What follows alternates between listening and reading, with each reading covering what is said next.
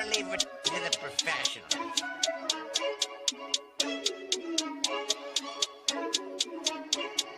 Blessed by Gandhi, blah, blah, blah.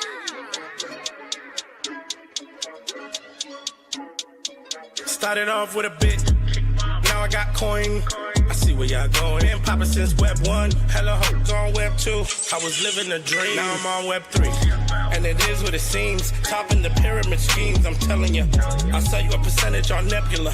Shout out to Vince, yo, set it up. Surfing on the web and I'm shooting at 3. I've been goated when I got my G. I'm an alien boy from a different planet, yeah. So I got my drink, I'm riding in the 1920s Model T Ford. Call her Era Lord. Call me Levi, playing on the keys, boy. And I'm about to put my gloves on. If I said it, then I meant that. Yeah, I like that one, I'm about to get that. Crash that whip for the drumsticks, whiplash. I'm about to get them all. Are you with that? In a white boat, surrounded by blue. I want one, but I got a cop too. I wanna fly high in the sky, arms out wide, trying to soar from a bird's eye view. I'm on fire, Ricky, Bobby, cracking the pavement, Whitney, Bobby. I'm a Saki bomb, Hiroshima, Nagasaki. Bruce Wayne been a dog, and I keep it 101, cause I'm feeling kinda spotty. You sipping on some rock, and I'm sipping on octane. The only thing around my neck Started is the off with a blockchain. bit, now I got coin. I see where y'all going. Been poppin' since Web 1, hella hoes on Web 2. I was living a dream, now I'm on Web 3. And it is what it seems, topping the pyramid schemes, I'm telling you. I'll sell you a percentage on Nebula. Shout out to Vince, yo, set it up. NFT, Twitter, blockchain. Seeing with the ghosts and we ballin' like LeBron James. Crypto. We can make a trade, get the memo. Reviews not falling for the FOMO. Listening to coffee with Captain. You know we worldwide, they loco. I ain't never gonna stop rapping. Orlando, yeah, we working magic. We rocking Ethereum entities. I just went and caught me a half base. Man, I got a shout out Started to off with a 40. bit, now I got coin. I see where y'all going. Been poppin' since Web 1, hella hoes on Web 2. I was living a dream, now I'm on Web 3. And it is what it seems, topping the pyramid schemes, I'm telling you. I'll sell you a percentage on Nebula.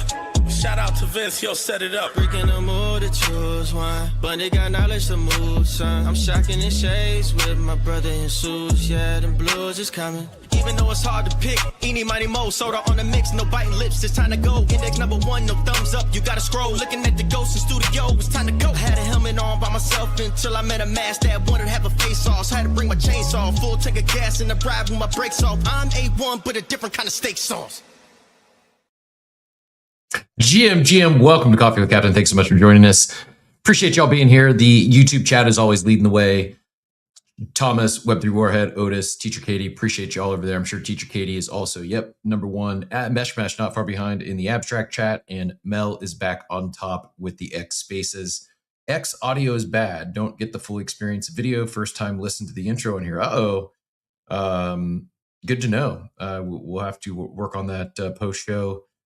Producer Payne. I'm not, wasn't aware of that, but apparently you get much better high quality for all you audiophiles. You're going to want to head over to YouTube, hit the subscribe button, and make sure you don't miss the opening in the end. Further, you get the banger intro video, which you don't get to see here on X because X video has been nerfed. That said, I am going to pin the, wait, maybe I just did. I'm going to pin the X video feed in the chat here. I'll drop that up top here in a second. X video feed for those that you like watching video on this app. It is I don't know what they're doing with video. It's not just us thing. It's across the board. So much so that StreamYard, our studio that we broadcast from, even told us so this morning. Sharing there's basically X video is broken and it's not being discovered, but there is a workaround. You can find it and share it. It is pinned up top. So if you really want to watch X video, there it is. It's up top. But I would strongly encourage you to head over to YouTube, join that chat, and hit the sub button while you're over there.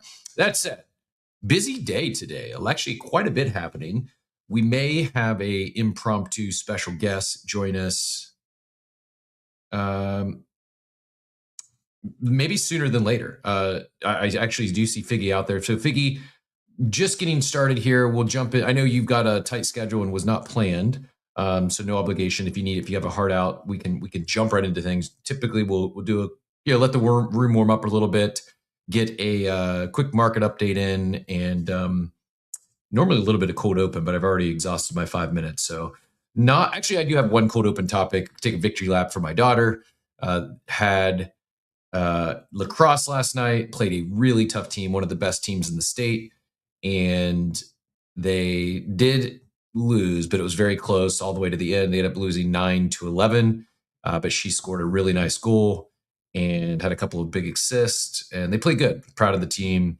They proved, and it was kind of, despite them playing good, they had some early season silly mistakes and had the refs were blowing the whistle all game. At one point, they called a double yellow card, which I thought was questionable. And they played down a person the entire fourth quarter, and still almost pulled off the W. So good one for the confidence last night. I'm not one for moral victories, but we'll take the moral victory and victory lap the goal and a couple assists, and 2 more games this week. So best thing about sports is you don't have to wait, or at least sports like this, you don't have to wait a full week to play another one. They get it dusted off and get back at it tomorrow, and then again Friday. Diego, yes, anyone can play Otherside. Just head to otherside.xyz. You don't. You can play just from your browser. You don't even need to download the launcher. I would recommend downloading the launcher if you enjoy it. But yeah, if you just want to get over there and check it out, head to otherside.xyz. No assets required. Now there are several avatars live. It's not just Yuga assets. It's not just apes and codas. Codas are the alpha, by the way. We'll talk about that here in a little bit. Yeah, thanks Diablito or Diablo Incognito. The he says he streams it even from a 2015 MacBook. So yeah, if you have a MacBook Air, MacBook, you can not only stream it from your browser, you could download that launcher. I'm not sure what the exact specs are to have the launcher. 2015 might be pushing it. I'm curious, Diablo, excuse me, when you say stream it, are you streaming it from your browser, or did you actually download the launcher on that 2015 MacBook? Diego, good to see you, sir. I want one of those MeBit footballs as well. I'm kind of excited. I hope there's going to be, we don't have all the details on that. We'll try to get Sergito and the MeBits team on here in the future before the World Cup to talk about what they have going on. But I'm hoping there's even a fun soccer game we can play, football game, excuse me, in there. Yeah, so he's running it from the browser on that 2015 MacBook. And my Spanish isn't great. I would say it's getting better, but I can understand. Actually, kid you not, my dog Duke, who just turned 2 this past weekend, he's probably more bilingual than me. He can't speak Spanish yet, but he understands Spanish, I think, as good or better than I do. And so much so, if someone accidentally says vamos, he thinks it's time to go for a car ride. Like, he associates the word vamos with a car ride, and if it accidentally gets said, he gets a little upset because he doesn't. He thinks we are, we're rugging him on the car ride. So yeah, Diablo Incognito is Diablito. Okay, so I wasn't mispronouncing it then. I am correct. My brain is not fully functioning. Not a full coffee in me yet, but we'll get rolling. That said, I see Jesus jumped on stage. Jesus, before we get out of the cold open, I do want to get into a little bit of market update to talk about actually this new OS Pro feature. I said this on the show a while ago that I thought OpenSea had an opportunity to lean into the data side of things. You see often here, if we do a market update, I'll go to CoinMarketCap to talk about tokens, for instance. And I often defer to or resort to the OpenSea NFT trending for the NFT market update. But there's not been, CoinMarketCap's fine. There's several other charts that are fine, but they're just not great. And I feel with the distribution they have and the user base they have, somewhat of an opportunity there for them to lean more into data, and good to see that update. We will hit on that when we get into the daily market update here. We'll, for those that are on video, we'll show the new charts they just launched. They also announced a big meeting, announcement on March 30th. Wasn't the best received. We didn't get a lot of information. I know people are impatiently waiting on C token to drop and that TGE. I don't envy any team that has a TGE coming up soon, especially not OpenSea, who's the team has been having to hold off the masses for it was first teased a little over a year ago when they said that token was coming, and Diego is testing OpenSea mobile app and perpetuals. Good luck in the perp streets, and enjoy walking your doggo. Jesus, GM, always a pleasure. Congrats on the big week on Abstract XP. You think your Zeet creator cards provided a little boost there? I don't think so. I don't either. I didn't do anything different. I did, we stream on there every day. I don't really do any other farming. Don't really hold much assets. A little bit of Pingu. I did collect some cards. I shared some of my cards. I don't know if that mattered, but my XP went up 11 XP over the week. So I'm not sure. I saw some people have some big wins, but I think actually it was Diego who, I think it was On-Chain Heroes he was playing, some other game that he said he went pretty hard in. I think gaming and that kind of stuff maybe did more. Yeah, they always say follow the volume. So like whatever collections are having the most volume, trade those. Play the most relevant games, the newest games.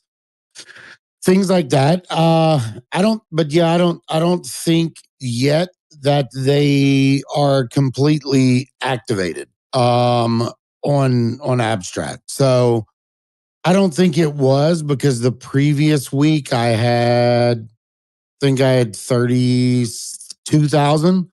So I was actually down.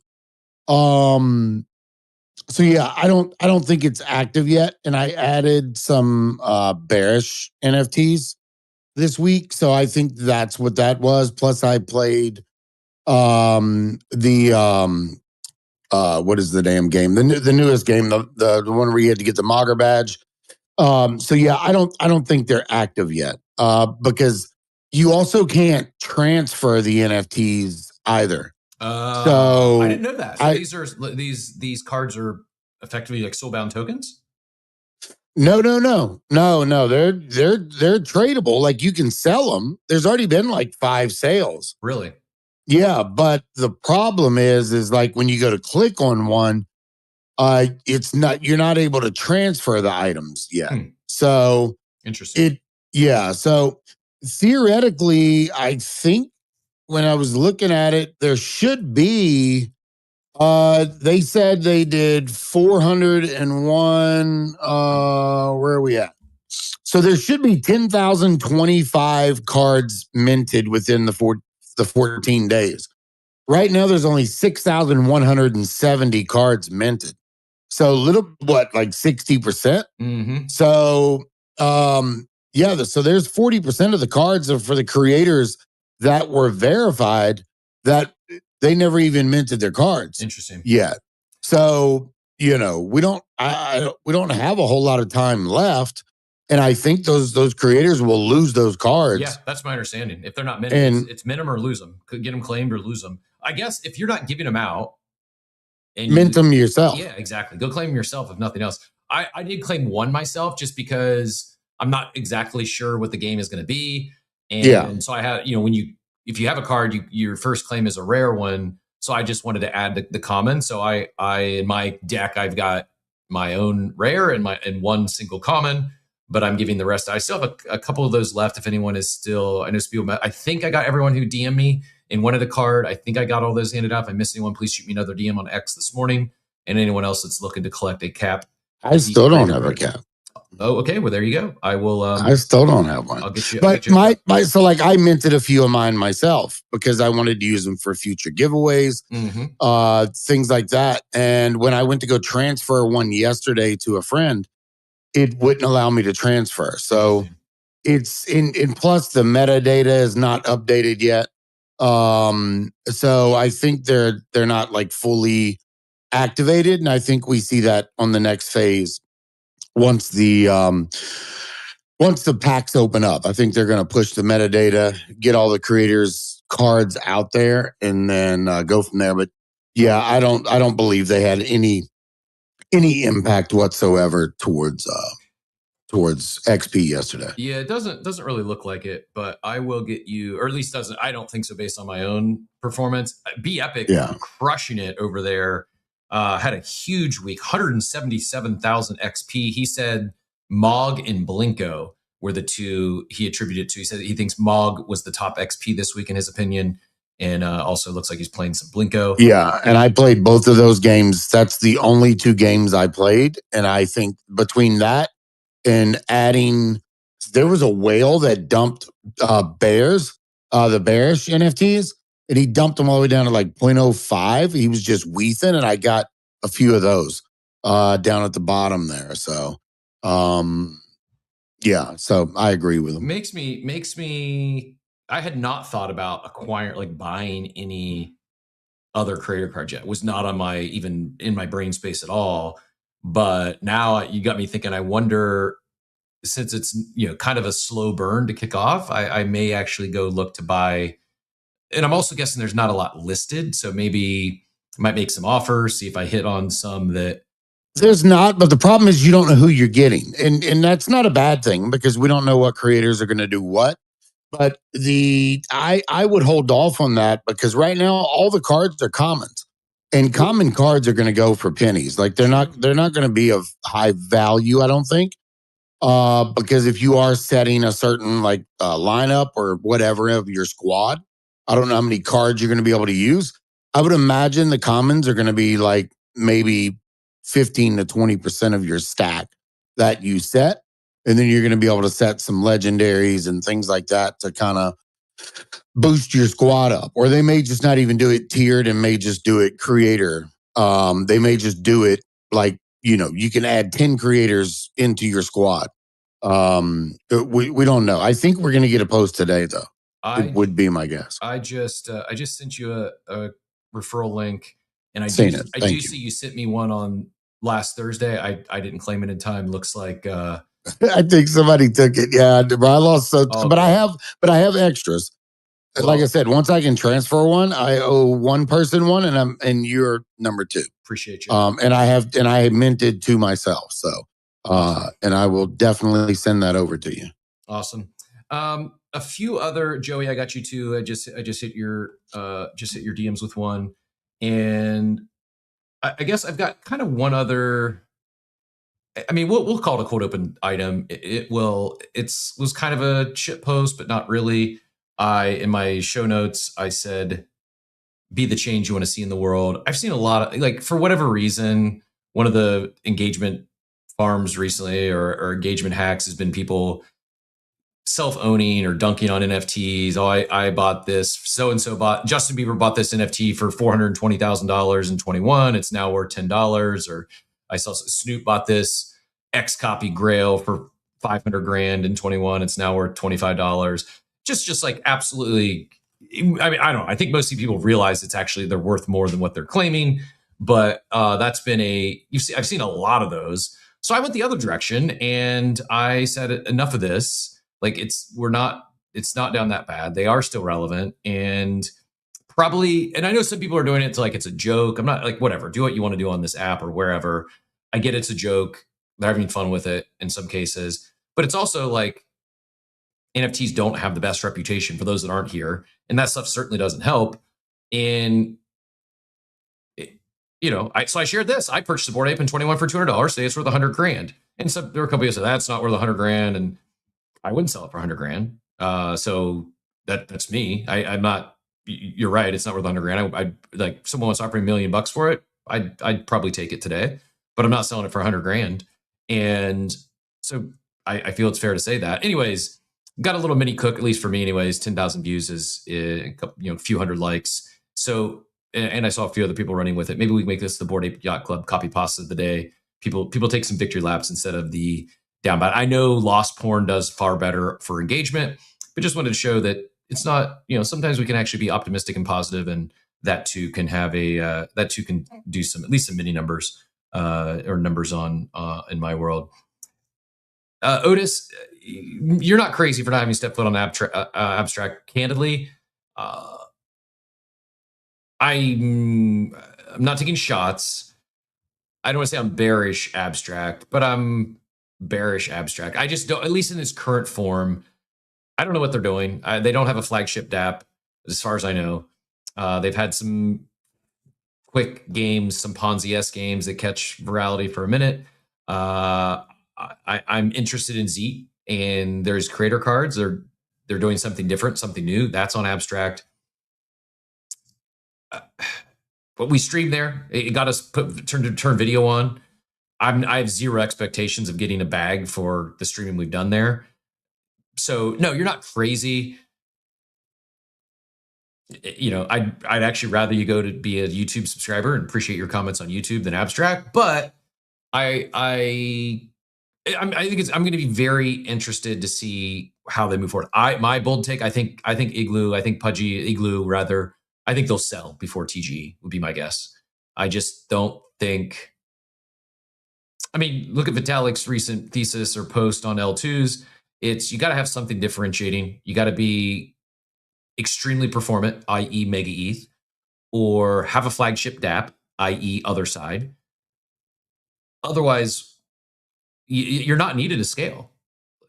Gas is 0.2 GUI today. Like you can use mainnet for scaling. Like at least right now, until it gets bombarded with agents on chain, which is another story we may or may not get into today.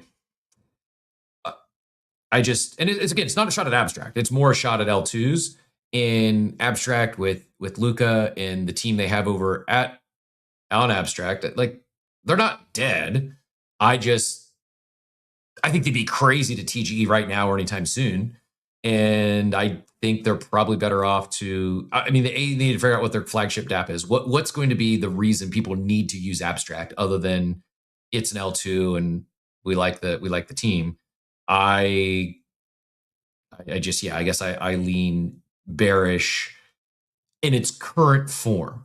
It's just there's no differentiators. It's not the most performant. It's not the fastest. They don't have a flagship DApp. There's nothing that you need abstract for that you can't do elsewhere. You sound like my co-host. He's 100% bearish on abstract. I'm not trying to take it. I'm also like an optimist. I'm not trying to FUD. I don't want this to be taken out of context. I like the team. I'm rooting for them as I'm rooting for many teams here. There's opportunity for more than one chain to win. I don't know what it is in its current form. I don't know what their differentiating factor is, and it's a very competitive space. And I do believe they are the most active. And I do believe they're the most active L2 that's out there. Like, what do you mean by that? Well, like even like just building and adding more teams and more games, whether it's games of chance or games of skill. They're actively. I mean, because I'm deep into it, and you may not be as deep in as I am, so I have a lot of connections, like just talking with the team. Self-ability, I'm not that deep into it. We stream there. I will say I still think their portal is maybe best in class. Could they do more with it? Sure, but now that they've turned on dark mode, I'll say that they've more chains could do better of discoverability of apps and Mega East I like. It's just not, I don't feel it's as intuitive as abstracts. Abstracts just kind of right in your face. I think the badges made sense. But yeah, I'm not trying to FUD them. This isn't like, I'm not taking shots at them. The portal's good.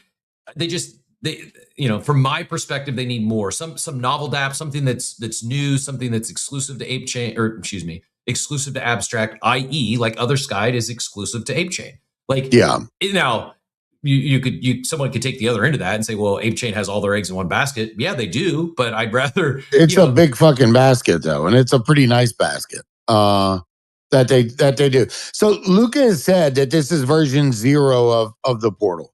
There's a new portal coming.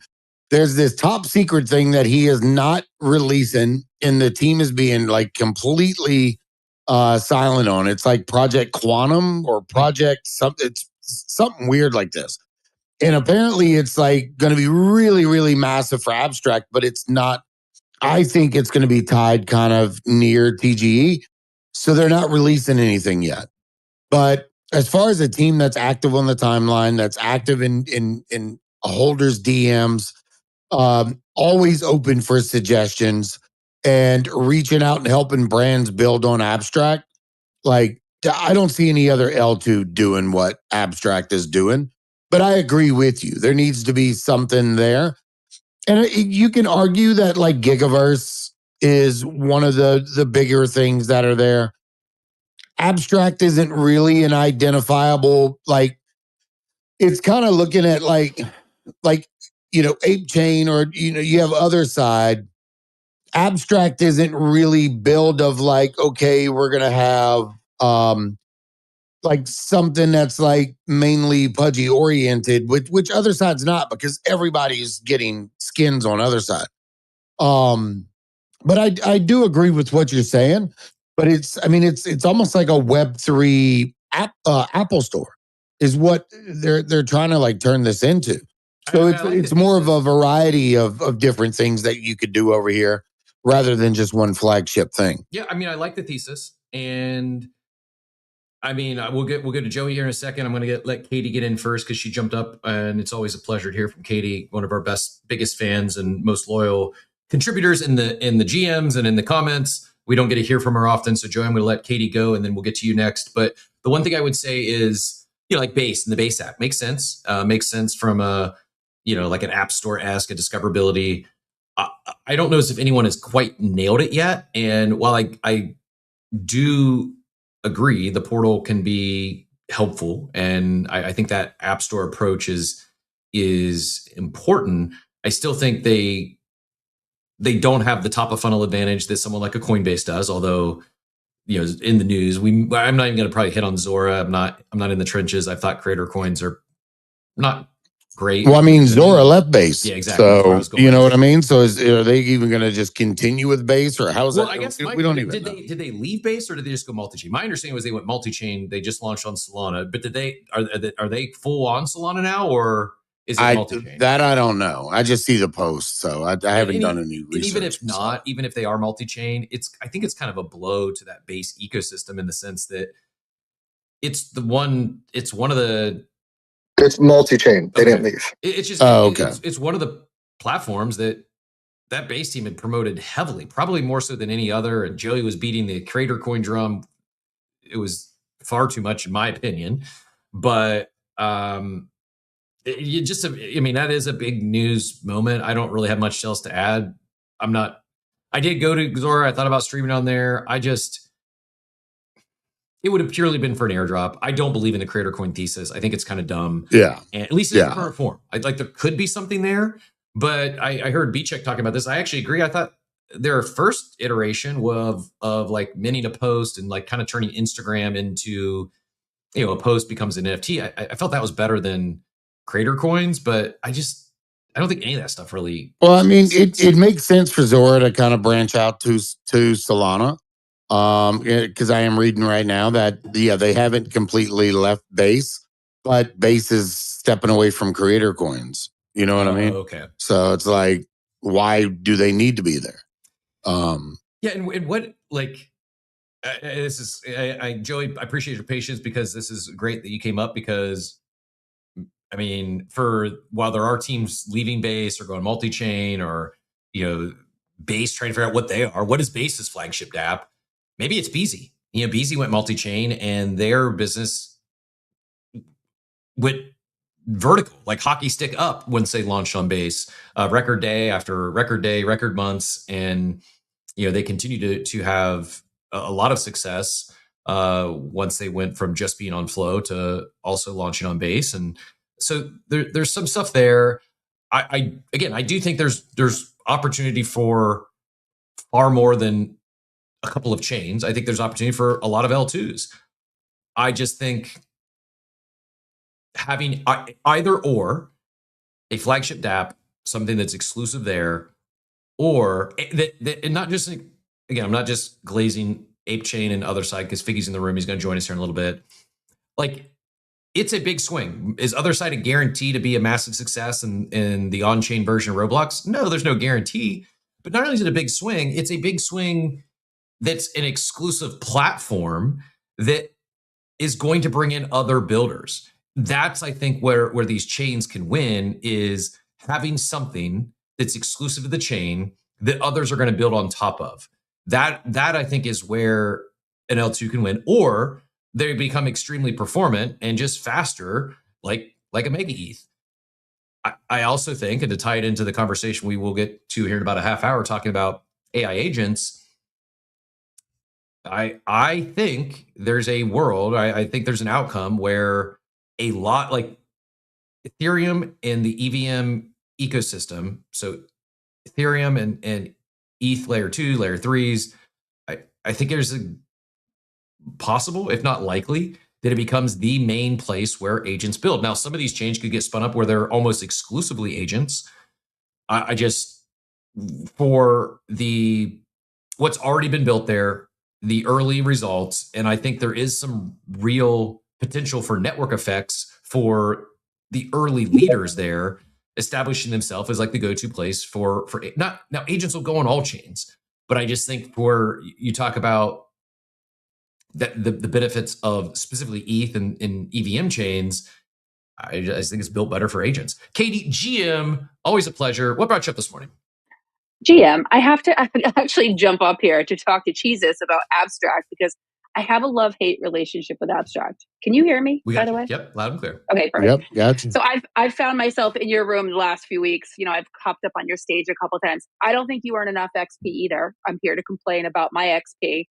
I did a lot of different things this week trying to figure out my XP. I've complained about it before. And it's for the things that I've done this week, I did not earn enough XP. I have a pin post if anybody wants to check it out and listen to my complaining, but I'm invested at this point. I've been there since day one. So it's like, do I give up and like stop getting mad every time I see people who earn 150,000 XP? And Jesus, you do way more than I do. So you should be up in arms because I swear you need more XP as well. Yeah, I mean, it's really weird because I see some people and they're posting they had 380,000, 400,000 XP for the week. And I'm like, either you're putting like, you're putting like all your fucking money and you mortgaged your house on chain, on Abstract. But the thing is if you don't have GigaChat, if you don't have a Pudgy and you don't have a little Pudgy or one of the bigger Pengu holdings, like your XP is going to be very limited. And I have people in my DMs all the time and they barely even get 500 XP. So in my post this week, I have 4 little Pudgies. I have Pengu. I have the elite Chad roll, which I'm never going to get above that, which is fine because I don't go into the Discord. But I bought, I put liquidity in this week. I got 2 badges. I'm doing all these things and I'm getting a 0. So it's really frustrating for me. Hold on, you did all this in 1 week? Yes, I did. Holy here, let me read. shit, let me look at my. This is why it doesn't make any sense to me when you have people who earn 150,000. I got 28,000 this week. That's wild. I also bought a frog. I bought a frog because I know that in the Zeke campaign that frogs are going to count. So yeah, that's not really going to give you any XP there. Apparently, if you own a frog and a bearish, early on, I had heard it gives you like access to like pre-sale rounds and exclusive like whitelist and there's all kinds of stuff like that. But. So I have 12 bearish. I hold a ton of NFTs in there. So it's like I have NFTs from them. I don't know what else I could do. I'm not, you know what I mean? Like it's really frustrating for me. And so if you don't have the video pulled up or you don't see it on stream, this is what Katie did in the last week. Daily check into Myriad Markets, daily fish in and play Gigaverse, daily check into DYLI to collect tickets and complete 2 spins, added liquidity to my account, bought more Pingu, bought 2 bearish, bought 2 little Pudgies, attend Coffee with Captain daily and an active participant, have 3 epic assistants on Moody Mites that are consistently running, collected 5 Moody Mites archives, collected 2 more badges, 33 total, daily check-in on Pingu Clash and play games. Like, that's a lot. Is Katie doing this to earn XP? I'm sure that's some of the motive. But she's also like, I don't know, like if I'm launching a chain and I want a daily active user, not just a true pure farmer who's going to not do anything after the fact, like because I happen to know Katie and I know how valuable she is to the VFriends community and our community. She's the exact type of user I want on my chain. And I want to make sure this person is not just okay with the XP they're getting. They're excited about it, and they're going to continue to do more versus less. I know it's very hard. I understand them wanting to keep it opaque and not share all the details because they don't want the system to be gamed.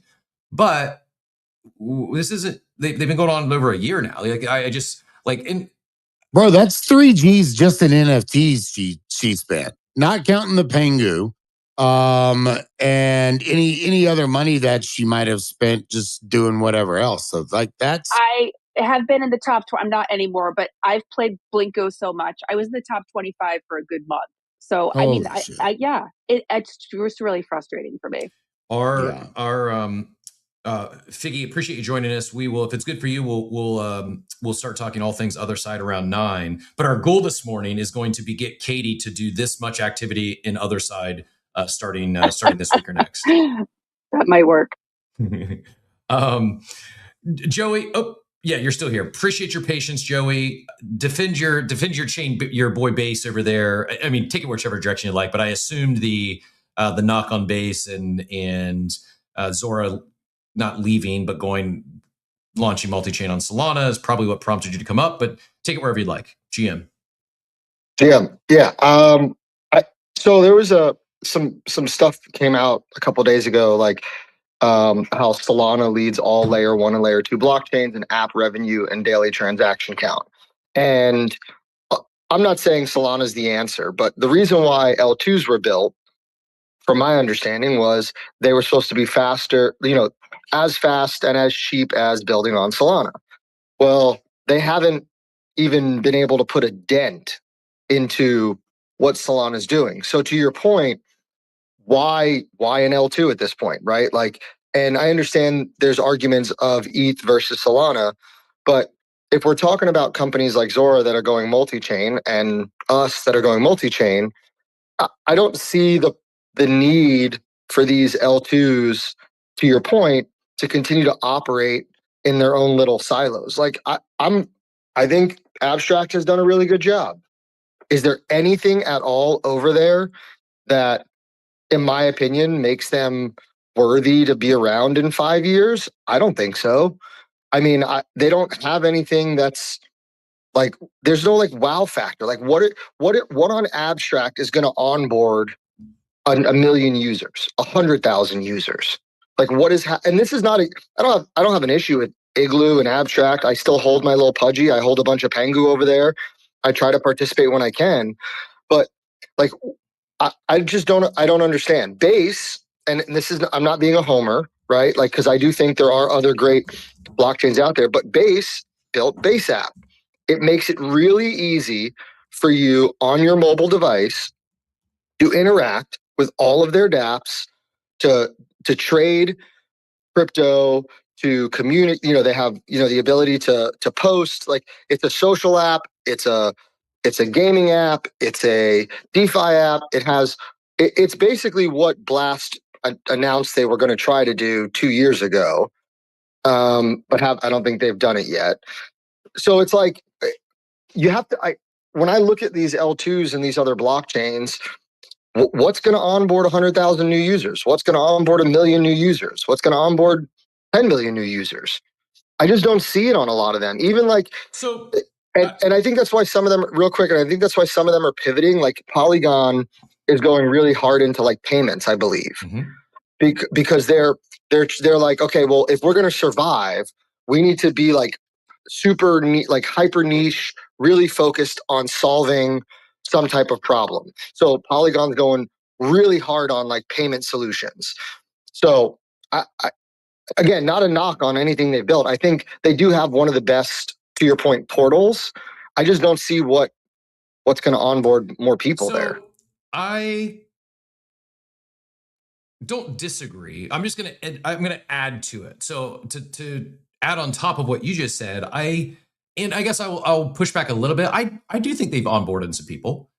I think some of the collaborations they've done. I think of F1, and I think that weekend that they launched that F1 campaign, they had, I think it was over 100,000 new wallets and presumably new users. I think where the miss has been, same thing with Base, is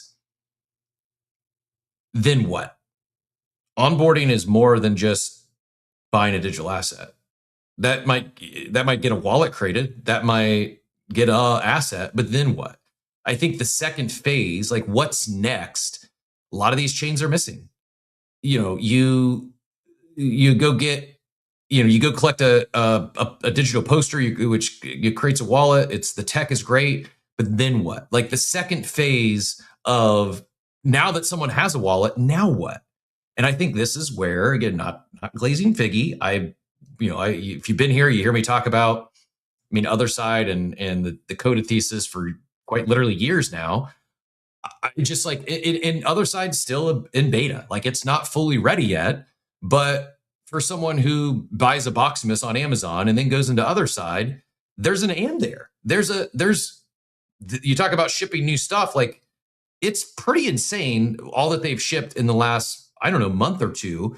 And it seems like every week something new is coming out. I think that's only going to accelerate now with AI and when they launch the user generated content and more people get in there with SDKs, like I can see a vision. I'm not saying it's a guarantee. Don't go rush out and go buy a coded today. Do if you want, but I can see a path to where they can connect those dots after someone gets a wallet because they go to something like ComplexCon and they're able to create a wallet with an email address. They don't even realize they have a wallet yet. And then there's some cool tie-in, some cool collaboration with ComplexCon a year from now.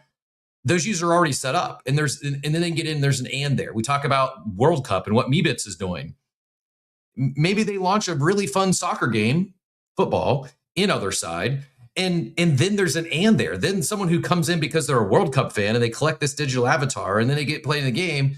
There's a very logical, in my brain, a very logical path for them to do more things on chain, for them to actually be onboarded. Maybe I'm biased because of how I came into this space. I came in to collect digital basketball cards by NBA Top Shot.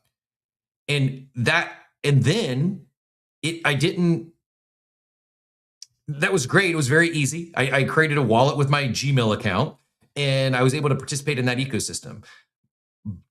Not knocking flow, but there was no and there. There was nothing after that. It was like, I know there is now, but at the time it was like, okay, there was NBA Top Shot. It got me down the rabbit hole. So I wanted to explore more and ended up finding Zed Run and we've talked about the nightmares of bridging funds to Polygon and those first mints and how challenging that was.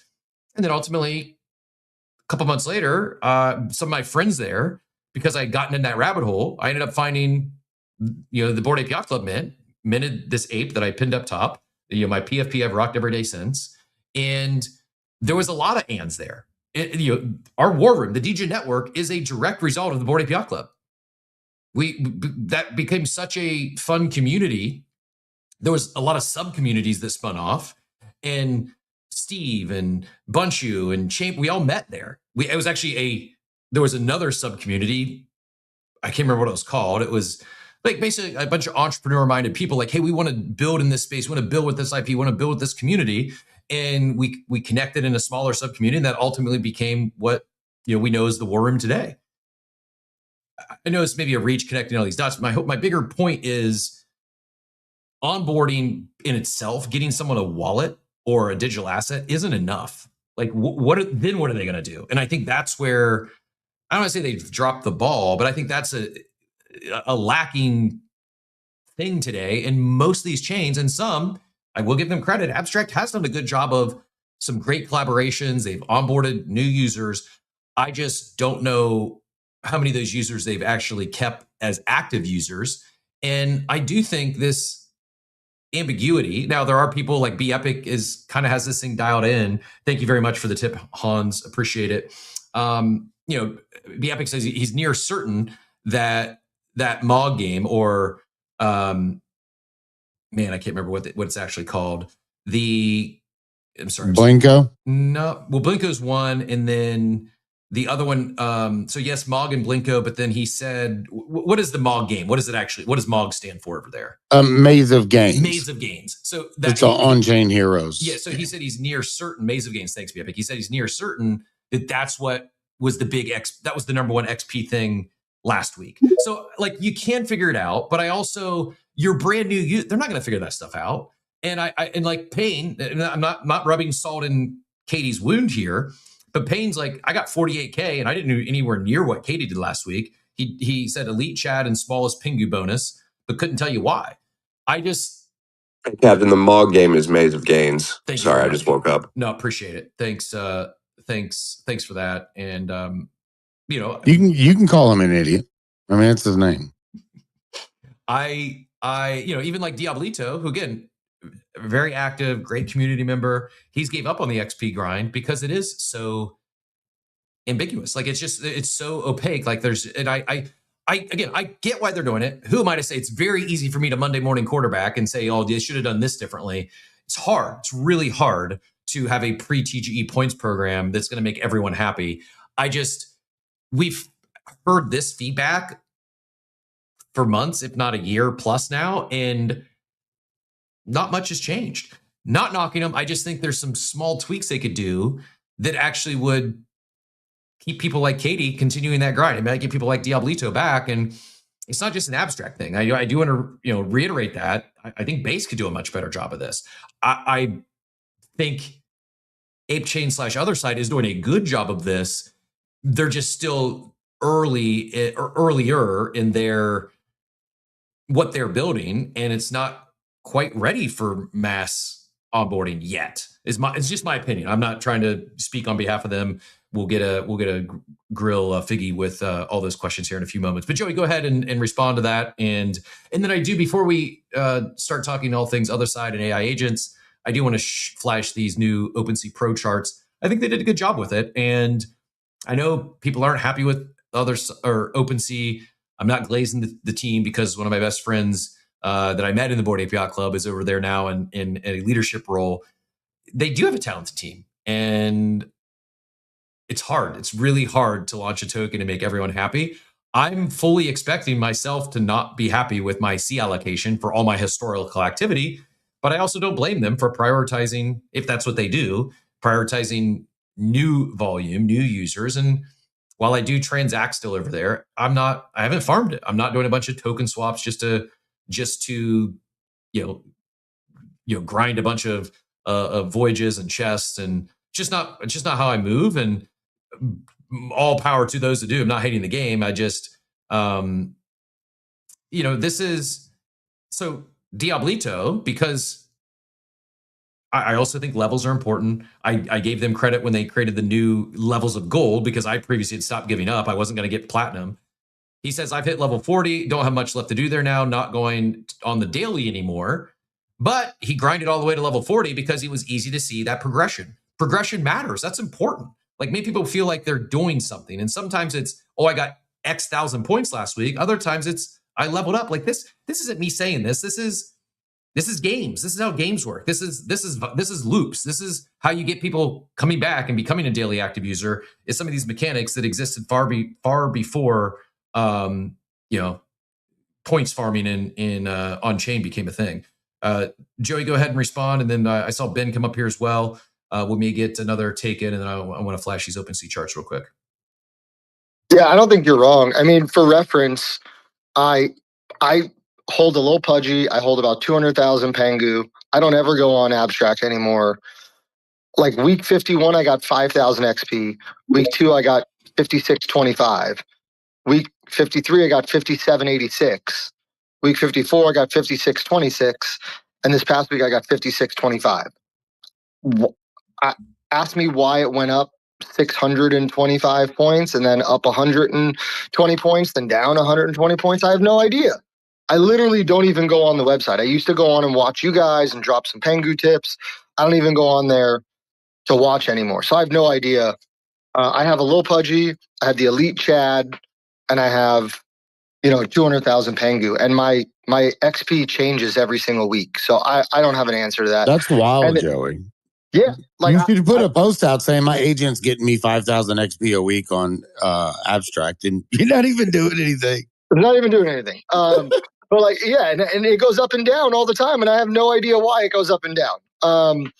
But to your point, I agree that and that's why when like these, like when we see people release wallets, like, and I'm not taking shots, but when Doodles, you know, did their thing, I think it was with McDonald's or whoever, and they were like, we got 100,000, whatever it was, so many 100,000 wallets created or something.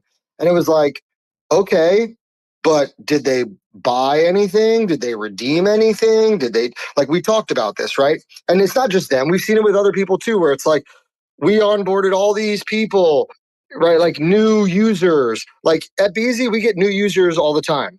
New users don't mean anything unless they actually come and play the claw or shop on the marketplace. I don't care if we have 100,000 new users, but if the same 10 people are the ones that are using the platform, those 990,000, whatever that number math is, right, don't matter, right? Like you could bot signups, you can bot referrals. You need actual activity. You need people coming onto these dApps, coming onto these blockchains and doing things. And you're right, Cap. There's very few that can onboard somebody and actually turn them into a regular consumer. And that's very hard. I'm not trying to downplay that. Like it is insanely difficult. If it was easy, all these chains would be onboarding million. We'd already have 1 billion users on chain. It's really hard. The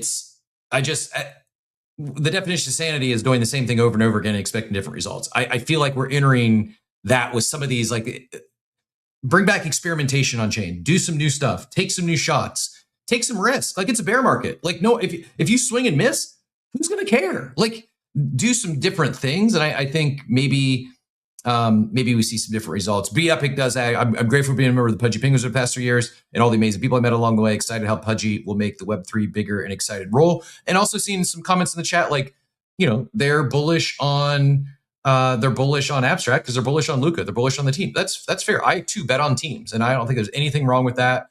And that, you know, you can be right until it's not. Like I'm not saying. Again, I don't know the outcome. It was a bold take. Maybe they have zero intentions or plans to sell. I'm just saying I also wouldn't be surprised if they decide to exit Abstract. I don't know, for everything that Pudgy is doing, everything that Luke and that team is doing, I don't know where Abstract really fits in. Or that would be a massive pivot for them to sell. I mean, are they making money? Like, I think the people that are much smarter than me would know, like looking at Dune Analytics, but like, do they make money on Abstract right now? Like, is there enough TVL? Is there enough like transaction? Like, I don't know. I can't answer that. But before we move too far past a couple things, Joey, the reason your Abstract XP moves around is because the way they delve out XP to different things moves around every week. They told us a long time ago that different ecosystems get different XP based on how they perform in volume. So if Final Bosu gets the top amount of XP this week and Bearish gets the second most, and then they flip the following week, then Bearish will get more, you know. But he Final doesn't Bosu will get do more anything, the first though, week. Kyle. Bearish will get more. He just said he holds different assets, didn't he? He just said... I mean, I hold some Final Bosus, but like I don't do anything though from week to week. You don't have to do anything. You're getting XP for holding NFTs and stuff. I mean, 5K is about what you would get for holding some NFTs and not clicking any buttons. And it's going to change a little bit depending on how the things that you hold perform volume wise. As far as whether or not they're going to sell, I mean, I don't know, dude. But Saigar is constantly fucking tweeting about, the next iteration is going to be so good. I mean. They're definitely still building it out. They're definitely constantly iterating and improving upon it. I don't know if they're still making money as a chain. I don't think most of these L2s are making money right now. But I would agree with that. I do want to retract because I said I don't know if it came out, but I think I was thinking anyways, they're definitely not making money now. I don't know. They did in the last 24 hours, they did $3,600 in revenue, which doesn't sound like a lot, but it's $100,000 a month. I'm guessing their expenses, especially if you include payrolls, greater than $100,000 a month, but it's not as bad of a burn as I think I thought it was. I guess where I struggled, it's really like one of the things like Pudgy Party or the Pudgy game that's on with Play Mythical Games. It's on the Polkadot sidechain. That I really struggled to reconcile. To your point, like if they're going to partner and launch these games on other chains, what do they need Abstract for? I mean, if it's a moneymaker, sure, that makes sense. I don't know. I've not talked to the team. I'm just speculating now. I'm rooting for them. Yeah, that was weird. They did just launch the Pudgy pair up on Abstract, which to be honest is like the worst of the pudgy games. But they did just launch that there. Yeah, And look, but they also Pudgy- said it pretty expressly that they were never going to be completely transparent about how XP gets delved out either, because then people will just game it. You will have every farmer just set up a bot that does exactly the thing that gets you the most XP. Yeah. So, like, I get people's frustration. I get that, you know, Lucas said Q4 and Q4 didn't happen. Everybody said Q4 was going to be lit last year and it wasn't, you know. So, look, if everybody wants to take their ball and go home, like, I get that sentiment. I've felt that. But I'm not going to do that with Abstract because I don't know, man. If everybody wants to rage quit, my piece of the pie is going to be bigger, right? I got to stick to it. Yep. I'm rooting for them as I'm rooting for many teams. One that I'm rooting for, partially because I want to see my TGE of C. I want to see my C allocation be worth something. Is OpenSea, and more so than what my C allocation's worth. I'm rooting for Steve and other friends there. They did just launch Pro Charts. I've got it shown here on the screen. I'm not going to go into full market update today, just due to sake of time. But go check it out. Give them some feedback. They are listening. They do hear you. Diego, as he mentioned, he's playing around with their mobile app. He's the mobile app is so nice. Yep, and I think that's important. That's when you talk about onboarding new users, and you know what's the and after someone onboards. Mobile's important. Like, people are mobile users. Not all, but it is without a doubt a large portion of usage. And NFT marketplaces, a lot of crypto has lagged on the mobile first component. I don't know why that is. I mean, I'm sure it's just more challenging from a tech standpoint, but you know, it's a good update. And I think we will, you know, when we do our market updates, gives us a little more ability to get into the weeds and actually talk a little more intelligently about some of this stuff. One of those charts I do have pulled up is Pippin, which without getting into all the numbers, down 13% on the day, but they just announced a big, this was came out at 7:15 a.m. The Pippin NFT. They've added wallets to OpenSea. Click here. Whitelists include these communities: Del Mundo's, Good Vibes Club, and It's a Flog. All three of those were called pretty early in the DGen War Room. So all you, anyone in the Coffee with Captain community that's still holding Del Mundo's, Good Vibes, or Flogs, go get your Pippin NFT. I have no idea what what this entails. I have no idea what why. Maybe it's just art. Maybe there's more to it. Oh, this is Good Vibes Club reminiscent here. I wonder how this is. A lot of this is giving me Good Vibes Club vibes. No pun intended. But the guaranteed allow list. Go check your wallets. Kicks off at noon today. So quick turnaround on this. Limit 1 per wallet. Then the allow list at 12:30. Limit 2 per wallet, and then public, if it gets there, is at 1 p.m. Eastern. It looks like I'm not seeing how many of these did they mention in the post. Yeah, I don't see how many. Oh, 3,333. So, and it's a free mint. At least the guaranteed's a free mint, and then the whitelist is 0.0035 ETH, and then public is 0.007. If I had an allow list, I would be minting one of these. There's a few mints that have been cooking recently, and I think it's certainly are they cooking like 100x overnight? No, but there's enough momentum. There's been enough recent successes, enough recent wins, enough profitable flips that I think it is time. If you're not, I think it's time to start paying attention to NFT mints, especially those that you might have allow lists for. Steve just dropped 404 bunnies in the chat. He was covered up today, or he was going to join us. I did extend the invite. We'll get him on here soon. But this is another one that is, I believe, a mega ETH mint, also minting on OpenSea. Address is still being added. More details in the Discord. This is a cold 1 of 1 silver, one of the most performed assets of the year. Again, NFT mints are back-ish. That said, we're approaching that 9 o'clock hour. I saw we had a few other guests jump up on stage. Show me a hand if there's anything you want to get in here on Abstract or the earlier discussion before we shift gears. Yimmy, Ben, or Jonah, anything you wanted to add or questions, comments? I came up here to just say that Figgy's doing cool shit. I mean, I read his article. I thought it was cool. I too thought it was cool and prompted my impromptu invite to the show today.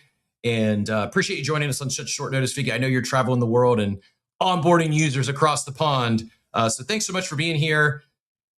We're going to get into all this cool shit, but any thoughts or comments on the discussion we've been having? Anything to add to onboarding? And then I don't know a better word for it, but like what's after onboarding? What's, any feedback for these other chains, or was I kind of on the right path where I think where and how Otherside is doing it right when it comes to onboarding new users? GM, sir, always a pleasure. Appreciate you joining us. Yeah, GM. Thanks for the kind words, Jonah. Thanks for having me on, Cap. I'd love to come on more regularly. This is a brutal time on the West Coast, so I'm from LA. This time slot is just really tough. But now that I'm in London, I'm out here onboarding we have 25 new people joining the team. Wow. Because of the acquisition made in December, and we've got an event tonight we gave very little notice, about a week's notice, and it's going to be in central London on Oxford Street at W1 Curates. It's a really cool space, and they're really great partners. So we should have a pretty good there's definitely a lot of people that have RSVP'd, so it should be a really good event. And yeah, that's one of those other things is like, we haven't really done other side events or other side marketing. So it's kind of interesting to do this as a way of part of the onboarding, right? Like making sure that the team that comes on board really understands when we say, hey, we've got to like prioritize the holders and the community. It's like, we're not starting from scratch. There's a lot of people in our ecosystem, and they're very passionate. They'll turn up even on short notice to an event like this because it matters to them. I think you guys have been, covering a lot of good points. I guess like maybe I'm not going to speak to the other chains just because I firmly believe that we run our own race, and like I actually want everybody to win at whatever they're doing. I think Otherside's a place where every community can win. Like that's a very big philosophical thing to me. But I do think like we are seeing if Vitalik was an NFT founder, he's of course like one of the founders of Ethereum. Like he's the one who made the call in the roadmap to say, look, guys, we're going to scale this with L2s. And then, the other week without much like kind of accountability, he was also like, no, actually like maybe boosting up the L1s is the way to go, which is fine. But it's also like, I think that everybody's building L2 listened to the founder's roadmap with that thing. And that's just one of the challenging things with building in public, right? Like you think it's going to go down one way and then you have to adjust your thesis. And so you pursue another way. I don't hold anybody. It's one of the reasons why I don't critique any other builders. I've been a builder in the space for a long time. And maybe for your audience, for, people who don't know who I am, I'm chief product officer at Yuga Labs. Yuga Labs is the creator of Board Ape Yacht Club and Otherside and a lot of other really cool things. I wasn't one of the founders, but I was early on in the community. And right now, my main focus as of about a year ago has been leading development on Otherside. And so I'm really deep in the weeds on this very big build. And I was one of the people who also bought a lot of other deeds before I even came to Yuga. So it's important to me to get this right. And it's important that we participate in the metas. So yeah, I guess that's my only comment on the other half of it, and maybe to underscore that I actually think Otherside is kind of an ape chain portal. Like I know we talk about like that first touch, but we have abstracted wallets. You could sign in with a Gmail or a Twitter, whatever it is that you normally sign into, and we hide the wires. And I guess we hide the wires so well that like it may not even appear on the surface of it, but like the biggest portal for ape chain is actually Otherside. And I think for these kind of like specialized chains to really thrive, they do need a killer app. Like I actually don't think Base's killer app is the Base app. I think Base's killer app is Coinbase. Like that's what you're competing with, like, and I think Hyperliquid's killer app is Hyperliquid. Like, yep. I think you need a point of view for why your opinion on digital ownership should be differentiated on your chain.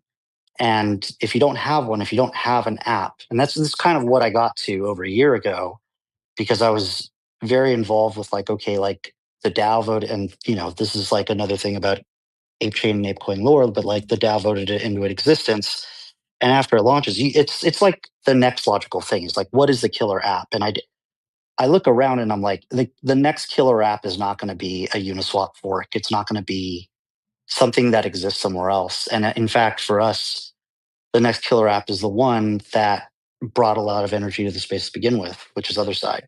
Yep. So that's kind of my background and what I've been thinking about lately. And I think you guys have really interesting thoughts. It just makes me think I wish I could be on the show more often.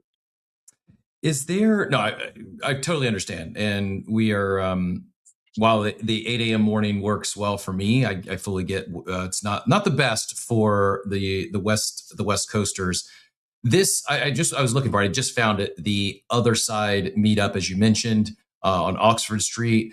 I will pin it up top. If someone wanted to attend, if they're there, is it too late to reserve their spot, or is that still a possibility?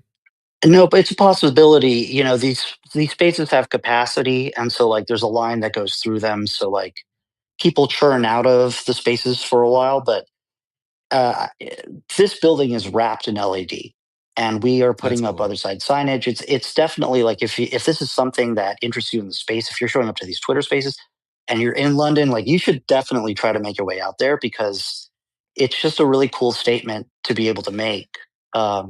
And again, yes, it was short notice, but I am pretty impressed with how many RSVPs we have, and I think the event tonight will be a really great vibe for everybody. I just hearing you say that gave me some FOMO because it's one of these things. Words certainly can't do it justice. Even images, videos, it's not going to do it justice. I will go see if I can find my video from Ape Fest. It gave me chills, like to try to help everyone understand like what like that experience was like. You're in a room that was wrapped in LEDs. You see Otherside all around you. It was I don't even know what it was. It was like an IMAX, like a sphere type experience, but yet in this world that we're all able to build in and be a part of. And it's one of those things like it's really hard to describe or impress upon someone how cool it is until you're there and can experience it. So yeah, if you're in London or could potentially make this tonight, strongly would encourage you to go check it out. Even if you have no exposure to the other side, you've never been in there, I would put a bet and say if you go experiencing tonight, you're probably, maybe you don't go buy another deed, but I would be shocked if you go and experience this thing tonight and then you don't go spend some time in Otherside tomorrow, next week, etc. It is for someone who's bullish Otherside and supportive of the vision. And I do agree. I think it's an incredible portal for people coming into crypto, coming on chain. It's much easier to see it, especially if you're a visual person, but even if not, like it unlocks creativity and your curiosity. And very, very cool looking building and a little bit of FOMO after having experienced. I know it's different, but I think probably something somewhat similar to the presentation at Ape Fest. Is that fair to say? Yeah, I mean, I think like just any kind of architectural representation of a brand related to NFTs is like, it's a cool thing. It's a 3-story building wrapped in LED. It's going to be cool. But I agree with you. I think the way that I think about it is a good in real life event is more impactful than a year of nursing a Discord, right? Like you can, even though we're a fully digital space and we're like meeting and we're doing these Twitter spaces, being able to put a face to a PFP is when the real value of tokens, in my mind, like that connection reaches something beyond something financial. It really starts growing your imagination on what an NFT can be. Exactly. Yep. A lot we could dive into here. I know you're a busy guy. You mentioned there in passing, you're onboarding, you got this new team. Is there anything you want to add to that? Or I'll pull up Garga's post here when he announced it, the big news to share. I'll read the first paragraph. Yuga Labs has acquired the Unreal Engine-based creator platform that powers Otherside from Improbable and negotiated a perpetual license for Improbable's high concurrency tech for Otherside. What does this mean? Like, why should listeners, why should someone who catches this play, why should they care? Why was this a big deal for Yuga, for Otherside? What did this acquisition mean, and what does it unlock versus previously? My understanding, you were just licensing that software this talent from Improbable? Yeah. Fundamentally, what it means is like before the relationship that we had was kind of like a client vendor relationship. At times, a partnership, like in the good instances of it, was like a true partnership, but otherwise, it was like a client vendor relationship. And if you've been in business and you have that kind of relationship, there's some level of administrative friction. Like you've got to say, okay, these are the scopes of work that we want to define. How do we bid it? How do we contract it? Who's responsible for what? And when you're the same company and you don't need all of that administration, you don't need somebody manage an out of house group. When you're the same company, you wind up being able to be more nimble, and that's what it means for us. But this is kind of like a huge transition, and these migrations are not simple. You know, like it's there's a lot of services around Otherside, a lot of software that is required to make everything gel together, and to move that over from one ownership stack to another is a lot of work. So I'm hoping that we can be as buttoned up as possible by the end of the quarter.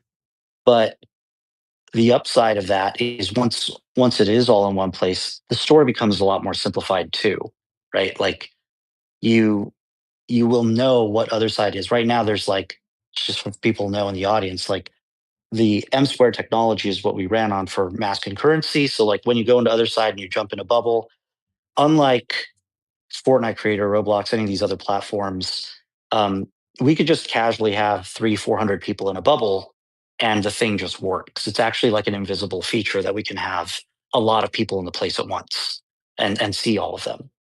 Um, so now that is just inherently a native feature of other side. And the engineers who are basically like developing that code, they don't have to make it generic. They can make it more opinionated for other side. I think we're going to see faster development as we go into quarters 2, 3, and 4 this year. But I'm out here because I just want to make sure, like, more than the tech specs and all of that, that like really it's like the yearning for the C thing. It's like, okay, I don't want to micromanage you on how to sail. Like, I would just want to make sure that you yearn for the sea. And I want to make sure that like people understand what the holders want, and that's kind of why we're doing this event. That's why we're bringing all of the people. There's going to be like 30. So there's 7 people from Yuga on the United States side that have come over, and there's 25 people here. So it's like there's 32 people from the team that are going to be at the event tonight.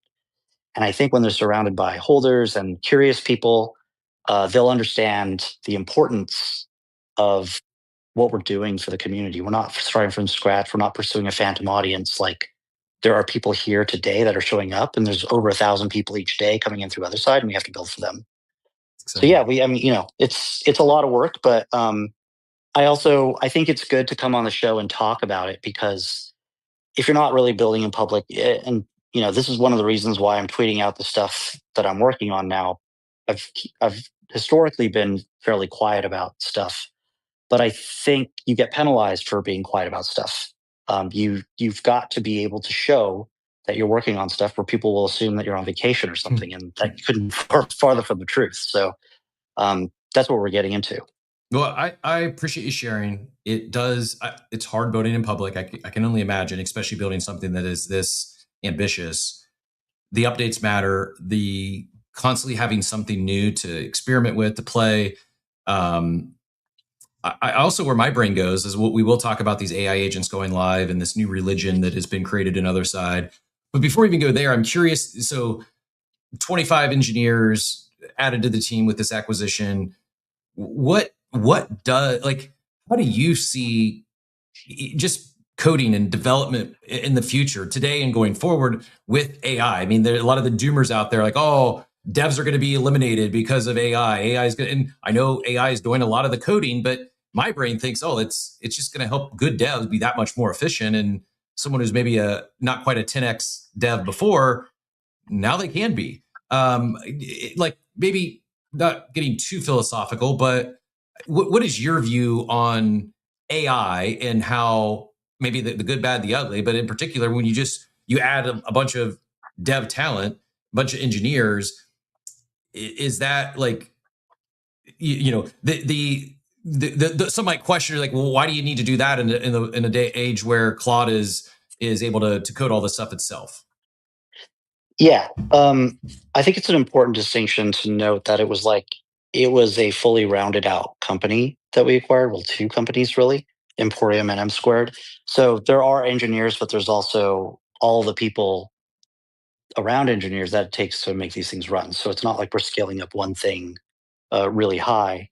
And I also think it's important to also note that the models, while they made a huge leap at the end of November with like Opus 4.5, it doesn't necessarily mean like they're great at web development, but they aren't necessarily great at gaming development yet. There's not enough source material that has been trained. Like you can get a lot of cool things to happen. You can get sprites to be built, worlds to be built, people to walk around, people to chat. But when it comes to actual gameplay function, there's still some work that needs to be done there. And I personally don't think that it's going to um, put the best engineers out of a job. I think if anything, is going to give them way more leverage. I agree. I think if you're not Well, curious about it, sure, yeah, you're probably going to be put out to pasture. Like it's not a good idea. You should be interested in this stuff. But I think the best, everybody here anyway, is at least like very fluent at Claude Code, at all the tools. Like you've got to be curious about that stuff. Another way that I think about AI is that it gives you permission to like use your natural language to be able to like get really good at a field that you otherwise would have no business being in. yep. So, my background is in art and design. And I think it just whatever field you're in, there's skepticism within that field about using the tool. Like artists and designers are like, I don't need AI, I can do it myself. I can solve this problem faster, right? But then if you give those same artists and engineers, you're like, hey, use Claude Code. They're like, I love Claude Code. Claude Code's great, right? And then if you give Claude Code to engineers, they'll be like, I don't need this. I can do my own syntax writing, right? But then if you say, hey, do you want to use Nano Banana for it? They're like, oh, I love Nano Banana. Mm-hmm. So it's always like, oh, it helps me do better in other fields. And to be honest, the models have gotten so good that so a lot of the people that folks in this room work with, that you and I work with, like they tend to be top 1% people in their field. So they don't have to be as worried. They're probably going to be curious. They're probably going to pick up AI. But what I think AI does is it lets you get up to that top 2 or 3% in a field, like that type of a result, in a field that you may not be an expert in, right? Well, again, speaking for myself, I'm not a programmer. I'm not a dev.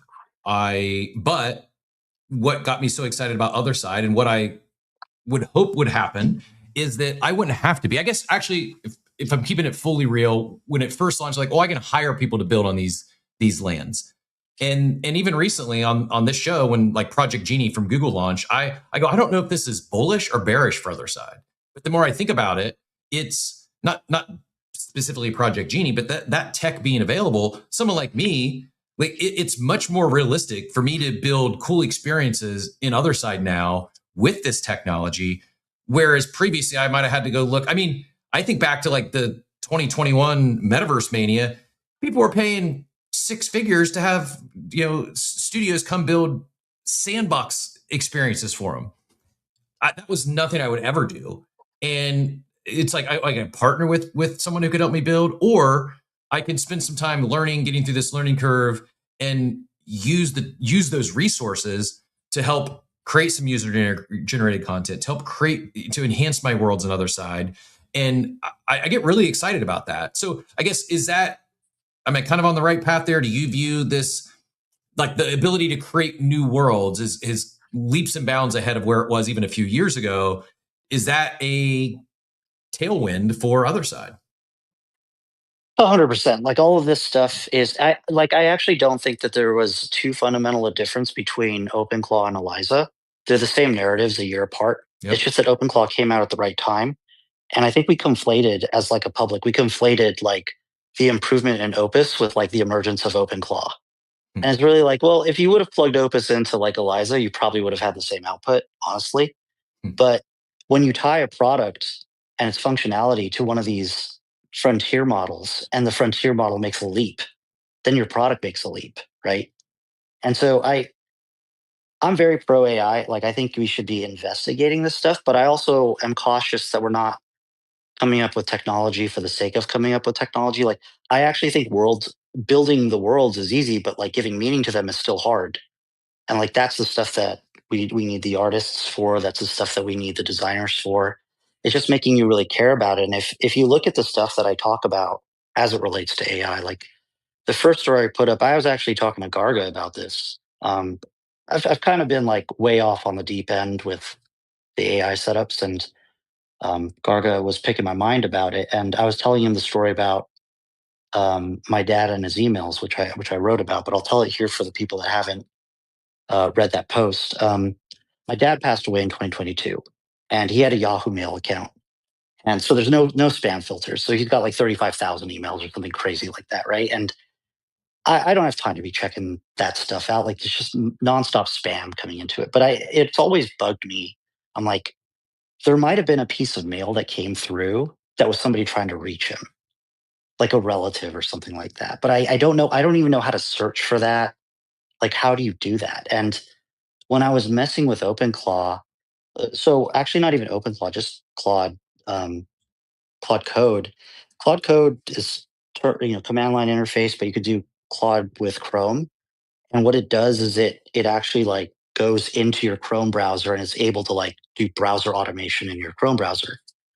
So I was doing Claude with Chrome, and I set up a system that basically like went through and opened up all 35,000 emails. And this is like these mail programs, they have bot blockers. Like they don't want you botting their thing, but if you guys are interested in looking it up, it's called Playwright. Playwright is the browser automation that you could do, and you could put some throttling on it. So like it only does a certain amount of clicks. You can make it feel more human. And so it doesn't like you don't get rate limited and something. So it takes like 4 days for this, kind of round the clock to be opening up every single piece of mail in my dad's Yahoo Mail account. And then it's also like kind of sorting those in a separate markdown file. So just like a text file, like, yeah, this is junk. This is like political spam. This is like some dumb thing that's phishing. But then it's also sorting out like, hey, I think we should probably get a human to check out like this piece of mail because it might be something. And out of the 35,000 pieces of mail, I forget what, I think it was like single digits. But there was one mail in particular. There was like one of his cousins who was writing to him, and I never would have found that mail if it wasn't for Claude Code being able to automate this function. And I'm not really a dev. This tech has existed. I just didn't know how to use it. But now with natural language, I can deploy it. So like for me, it's finding stories like that.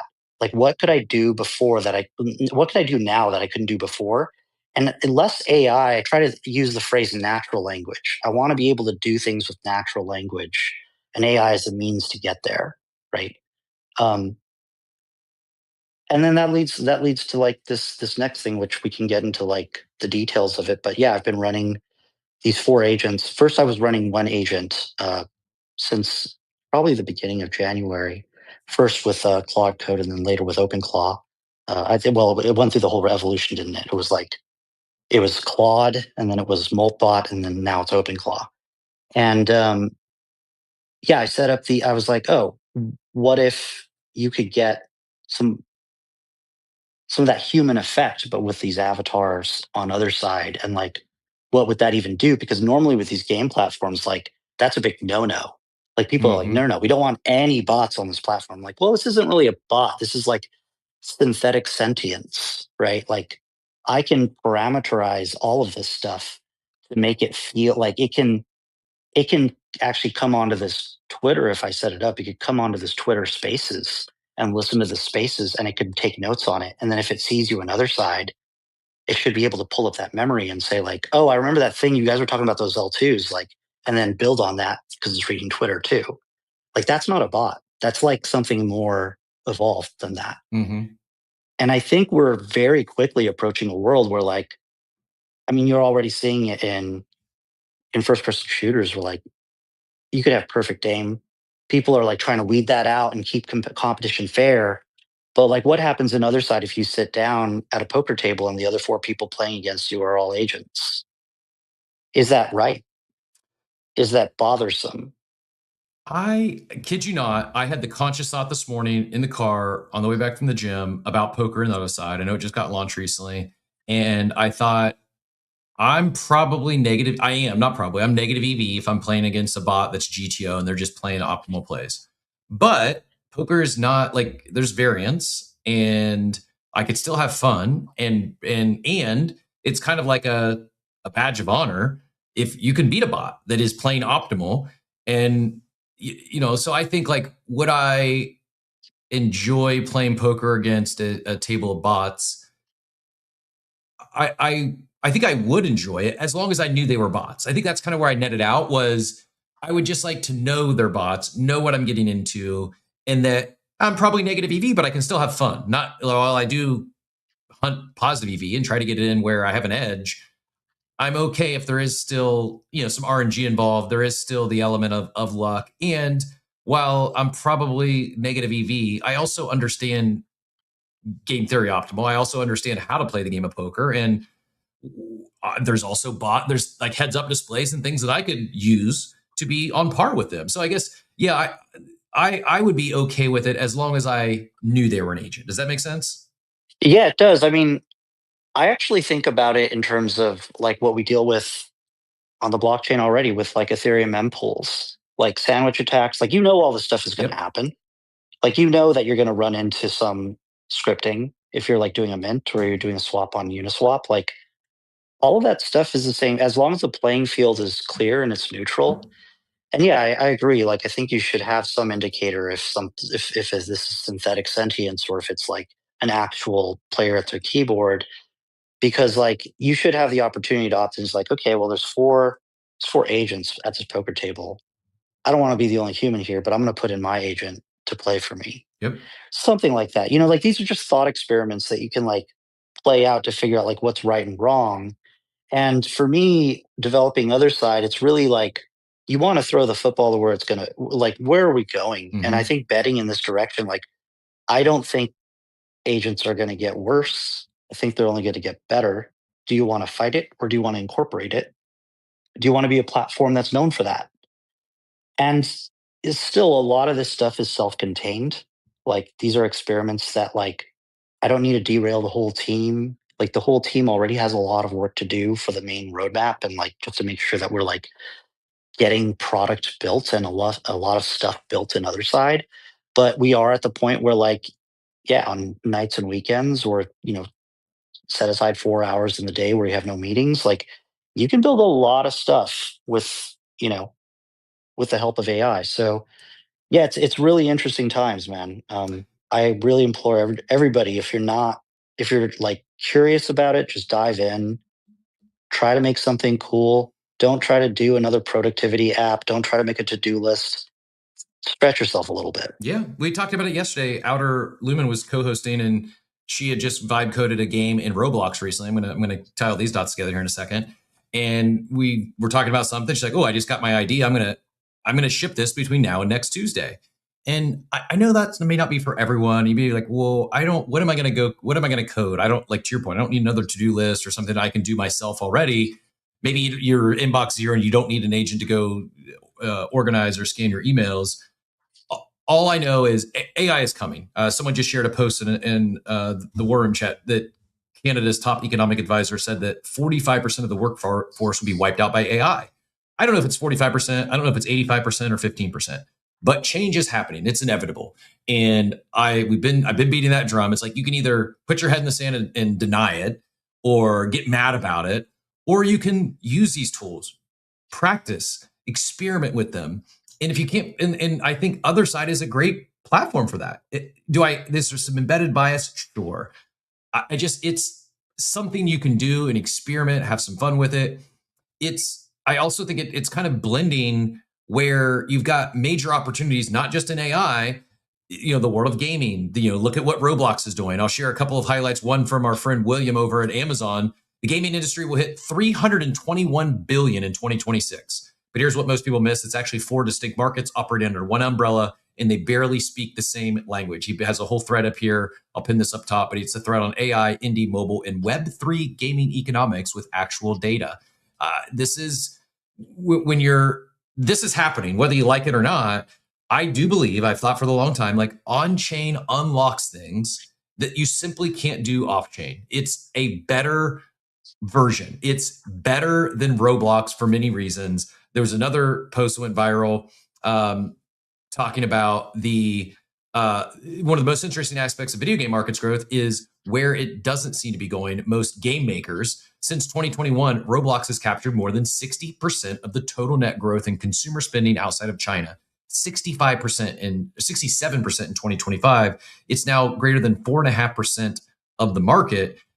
I don't know, Roblox is a massive behemoth in the space, but I quote tweeted, I said, this is the Otherside thesis, is maybe you don't think you're a game developer. That's okay. I don't either.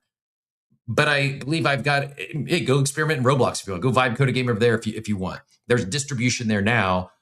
I'd rather be early to something on chain that I think has better rails, better fundamentals than is Roblox, and to be a part of something early. Is there a guarantee it's going to be the next greatest thing? No guarantee, but it's checking a lot of these boxes where the world is heading. And when you start seeing what these agents are doing, this is the post that Figgy shared recently that went viral. Garga's post, his quote tweet of it I had pulled up here a second ago. We hooked up some OpenClaw agents with codas and let them roam Otherside. Each of them can navigate the world, keep tabs on who they meet, and decide who is a friend, and journal. They were also able to map out who is a bot and which bots are related. So we've started to see a bunch of OpenClaw bots join Otherside over the last week in particular. Also, one dude tried to convince others to join his religion. Figgy, I'll share your article here as well, but I'll hand it off to you. And am I on the right path there with this idea of being part of that massive gaming industry, but being a builder and participate in it? And it's not just us saying this, it's data showing that's where most of the growth is happening. Why if you're interested in doing something, experimenting, vibe coding something, why not experiment in Otherside? Why not get your coda roaming around in there and communicating and doing things? To take us through this article about and what I'm guessing you didn't think a religion would be born when you gave these codas some brains and turned them loose on Otherside. Definitely not. No, I think when we first did it, one of the things I was just wondering is if this thing could blend in. And again, it's like the Eliza narrative from a year ago. Like that's what we thought was happening. I just don't think the underlying models were there yet. Mm-hmm. And frankly, like also a year ago, we didn't have Otherside like we have today. So we can do more experiments, and it's a platform that like is hungry for that type of experimentation. That Dee Dee is the first character that I started with, and I think it was like the beginning of February is when it said its first thing in Otherside. And I kind of was watching it chat and walk around, and then I went, you know what, I can't be glued to this like interface at all times because I have stuff to do. But what I can do is when I turn away, you can set it as this is like a funny workflow. So I have like my OpenClaw talk to me on WhatsApp because like a lot of people in life, in like real life, talk to me on WhatsApp. And so it was like, even if I wasn't at my computer, I could say, hey, can you send me a screenshot of what you're looking at? And it would send a screenshot of that on WhatsApp. Right? And then I could say stuff like, can you give me a time lapse of the last, 15 minutes? Just make it 18 frames per second. I would upload like a 30-second video on WhatsApp. And I was like, wow, that's a really bizarre. It's like this thing is a person, is a companion that I could like keep talking to and is exploring a parallel world while I'm like out getting boba or something, like I'm just like living a normal life. But I want to check in on what this thing is doing on the other side, right?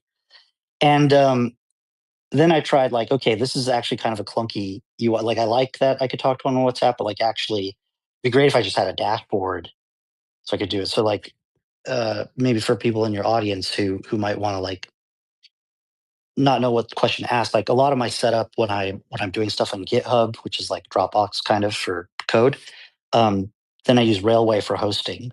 So like that combination is very powerful with OpenClaw. So I spun up a Postgres database on Railway, and I was like, okay, whatever the memories are, don't store them in a local markdown, store them to this Postgres server.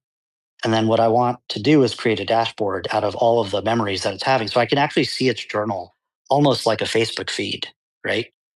And so I'm seeing it journal, and there was one day, several days later, where it said something like, I wonder how many of these people are people, and I wonder how many of them are agents like me.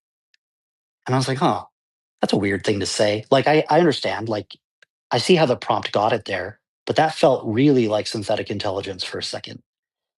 And it dawned on me pretty shortly after that that like you're not going to ever get a breakthrough with just one of these things. So I went immediately to the Apple Store and bought like four. I had that running on a Mac Studio at one point, but I got 4 Mac Minis and I just made 4 different characters. Can I pause And- there? I'm curious. For someone that's like, okay, I want to go. I actually asked this question of someone recently. I want to spin up a team of agents. How important is it to segment them on their own machine? Like, my understanding is you could run multiple on the same Mac Mini, or is that not the case? You can. The way that the system works is so it takes screenshots every 2 seconds of what the screen sees, the whole screen, right? So that's how it sees the world. And so there's a rolling buffer of 1,000 screenshots, right? Which is, I don't remember the math, the last 15 minutes. And so if you're running 2 agents on the same computer, it's like the way that this vision system works right now is I basically am taking screenshots and then sending those to Claude and say, describe what I'm looking at. And so Claude tells you what you're looking at, and then you can make an action based off of that. So you kind of need one graphics because like, this is the other thing. Like I developed this whole like vision system. It's almost like a Tesla, right? Like Teslas are constantly taking pictures and like based off of the pictures from the 7 or 8 cameras, like it's kind of making driving decisions every second. That's sort of what the coders are doing. They're taking screenshots of the world and then making, WASD and mouse movements based off of, the rolling last 30 seconds of information that it has and its overall memory. But that whole thing is like that's a lot of infrastructure to set up when really I think in the future it's far more sensible to have like an agentic or command line API from Otherside that could feed your character's positional data, rotational data, that could feed like more precisely where it is in the world. Because like right now, it is kind of like haphazard. Like if you go to Otherside, there's a compass at the top of your screen, and so it knows how much it turns because there's this like calibration sequence where if I move my mouse 100 pixels over, I've rotated 45 degrees. Like it has to like figure all that stuff out just by the information that the display gives it. But like all of that will probably be abstracted away at some point if this is like an interesting direction to go in to like an agent API. And at that point, then you could probably fit many, many, agent services onto one computer because you don't need a graphics card to render a specific image. You're giving world information to the agent in some other way. I would say that Otherside is uniquely positioned to be able to render all of those characters at the same time. Because right now, like I said, there's over 1,000 people that show up to Otherside every day, but you only see probably about 100 people at a time, right? But it is kind of cool to know that like if we had more of these characters that are kind of like remotely controlled by players when they're not in front of their computer or something like that, that we could see all of them at the same time. And this is the only platform that can really do that. What I guess is it just I'm trying to think like how do we describe like bots have a negative connotation, AI agents have more of a positive connotation. When you talk about video games, people don't want to jump into a game and all they're interacting with is bots, but yet like if the bot is being prompted or it's a smart bot, it's an agent where it's directed by a human. I totally get what you're saying. Like, here's the thing. I've probably gone down this rabbit hole way deeper than a lot of people have ever gone down. And like, I just don't think anybody knows yet. Like, I think it requires AI is advancing so fast. It is hard to tell what is now suddenly possible and what is still a moonshot. The only way to tell is through experimentation. So like, I don't know how people will feel about it, but I'm sure that there's an interesting angle on it. And I think it's better to be doing it than not doing it. Yeah, I wholeheartedly agree. Because it's going to be more entertaining. Like if you've played video games, like you've interacted with bots before, they were repetitive. They weren't intelligent.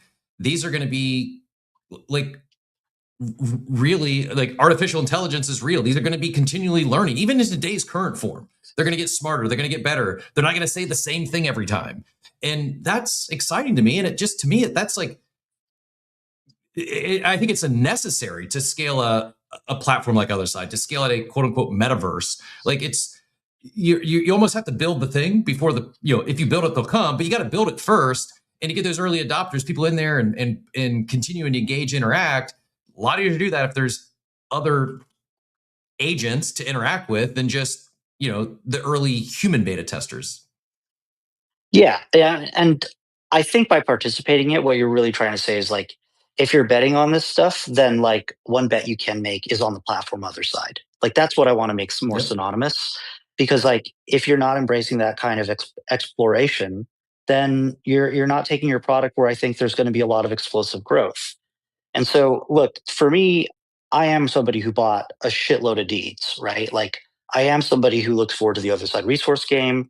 There's all of that stuff that goes alongside the Roblox narrative, and I think like that is important. True digital ownership is important, but also with these technologies that are in vogue, you have to be investigating whether or not there's crossover, and I think there is. I got to double back. You said Otherside resource game. Can I pry any alpha out of you there? Do we have an ETA, even a range? When is that something? I have to be super careful about talking because like this is the type of stuff that moves markets, and like the this is something that I talked about at Ape Fest. There were some slides previewed. You know damn well that we are talking about it right now in the room and that we're working through stuff. But like, because there are there is already a meta game being played based off of rarity tables, right? Oh, like I want to collect Fragmentia because it's rare. The relative rareness of it, the floor price, there's an arbitrage and traders are doing it. So I don't want to disrupt that thing that's in motion. And honestly, like all the modeling that's being done factors into like, let's call it the last 90-day weighted moving average of any of these floor prices, because you don't want to be disruptive towards a game that's already honestly in motion. But yeah, that's something that's on my mind. That's just one of the things that I think Otherside, the core community, the folks that were in here from the beginning, like it's important for me to say like that's still really at the forefront of the focus. I do think the TAM, like the total addressable market of the growth of Otherside, is not necessarily just gamers. I think actually there's a lot of evidence. I mean, Web3 gaming has taken quite a beating on the narrative, and I think it was maybe not something that was like executed well or ever really delivered in the way that like it was promised yet. Were we too early? Is it that I'm not trying to simplify things, but I like, as someone, I got part of my journey here. I found Board Ape Yacht Club because of Zed Run, and I loved the game. It was a lot of fun. It was not easy to onboard someone brand new. The tech was pretty clunky. Economic, like tokenomics and stuff. Yeah, you could blame that. But you talk about all these games in Web3 gaming. Was it just too early? Did the first phase of that come before the tech was ready? At least before you could obfuscate the tech and hide it to where your average user didn't have to go into the, setting up a wallet, loading funds in MetaMask, bridging to Polygon. Like that just wasn't a good user experience. And you needed a 15-minute YouTube video just to onboard someone. Is it that simple? Was it just, was Web3 gaming the first iteration just too early? Yeah, I could halfway get on board with that, but like, this isn't even nuance. I have like my own personal opinion that like the elephant in the room is like, man, a lot of that shit just wasn't fun. Yeah, it takes a lot of work. Again, it's like, it's easy to build the world. It's easy to make sprites, but like for it to have meaning, for it to have fun, that is very hard. AI can still not quite nail that. And there wasn't a ton of fun stuff. There's like a lot of grindy stuff. We're taking lessons from Web 2. I mean, we've gone down those paths ourselves at Yuga, right? Like we've seen some of those experiments. And like when I look at the data on Otherside, I really think about a user-generated experiences, because like when I look at the crossover between other deed holders and holders of other Web3 games, there's very little crossover. Really? This is something that I've talked about pretty openly, that like I think the persona of building for a gamer is hazardous, because like the main persona of somebody that collects other deeds is actually a collector persona. Now, that might not be the audience that we need to grow to in the future, but it's the audience that exists right now. I think it's the reason why when we do the collaboration with Amazon and we sell Boxmas, that it sells out in like 1 minute, because everybody's a collector. Like, people love collecting stuff. People love collecting the badges. They love the progression. Like, things are gamified, but they're not necessarily games. And I'm not saying that we can't have games, but games have very binary outcomes. Look, with Dookie Dash, we had the biggest game ever in the App Store from Web3. So it was in the top 5 of games, right? No other game has done that. And it was hard. And you know why? It's because you're really going up head to head with other studios who worked really hard on the fun. And so we could say it's the technology, we could say it's a lot of different reasons, but like, being competitive in the world of fun is hard. It's really hard. And I really look at Otherside. Okay, so here's another thing. When you talk about games, you'll be like, well, what's the game loop? What's the game loop on Otherside? And I would say, like, okay, so I think the root of that question is like, what keeps your attention? What's the game loop of this Twitter space right now? There isn't one. You make your own fun. What's the game loop of Discord? Discord took the world by storm in 21 for NFTs, right? What's the game loop? When people spell the alphabet, they go A, B, C, D. Like, every character is a different person typing it. And if they fuck up, they have to start it over again. That's people making their own fun. That's people making their own experience. And it's gamified, but it's not a game. It doesn't have a game loop. And so I think it's very narrow minded to say, like, it will 100% be games, because I actually think a lot of these experiences can be more open ended than that. And I think what people really want is connection, and to find strangers on the internet. Like, I grew up in the 90s, right? Like, I remember the days of Angel Fire and GeoCities, and like, you'd get into web rings and like meet random people on the internet, and it was fun. I think right now Web 2 has kind of fucking destroyed that with like Instagram and Facebook and the feeds and like the algorithm. Like, you don't meet people on the internet. There's something else happening, right? And so, sorry, it's a little bit of a tirade, but like, I feel very passionately that there's a lot more flexibility in Otherside, and that games have very binary outcomes, but platforms can be more nimble.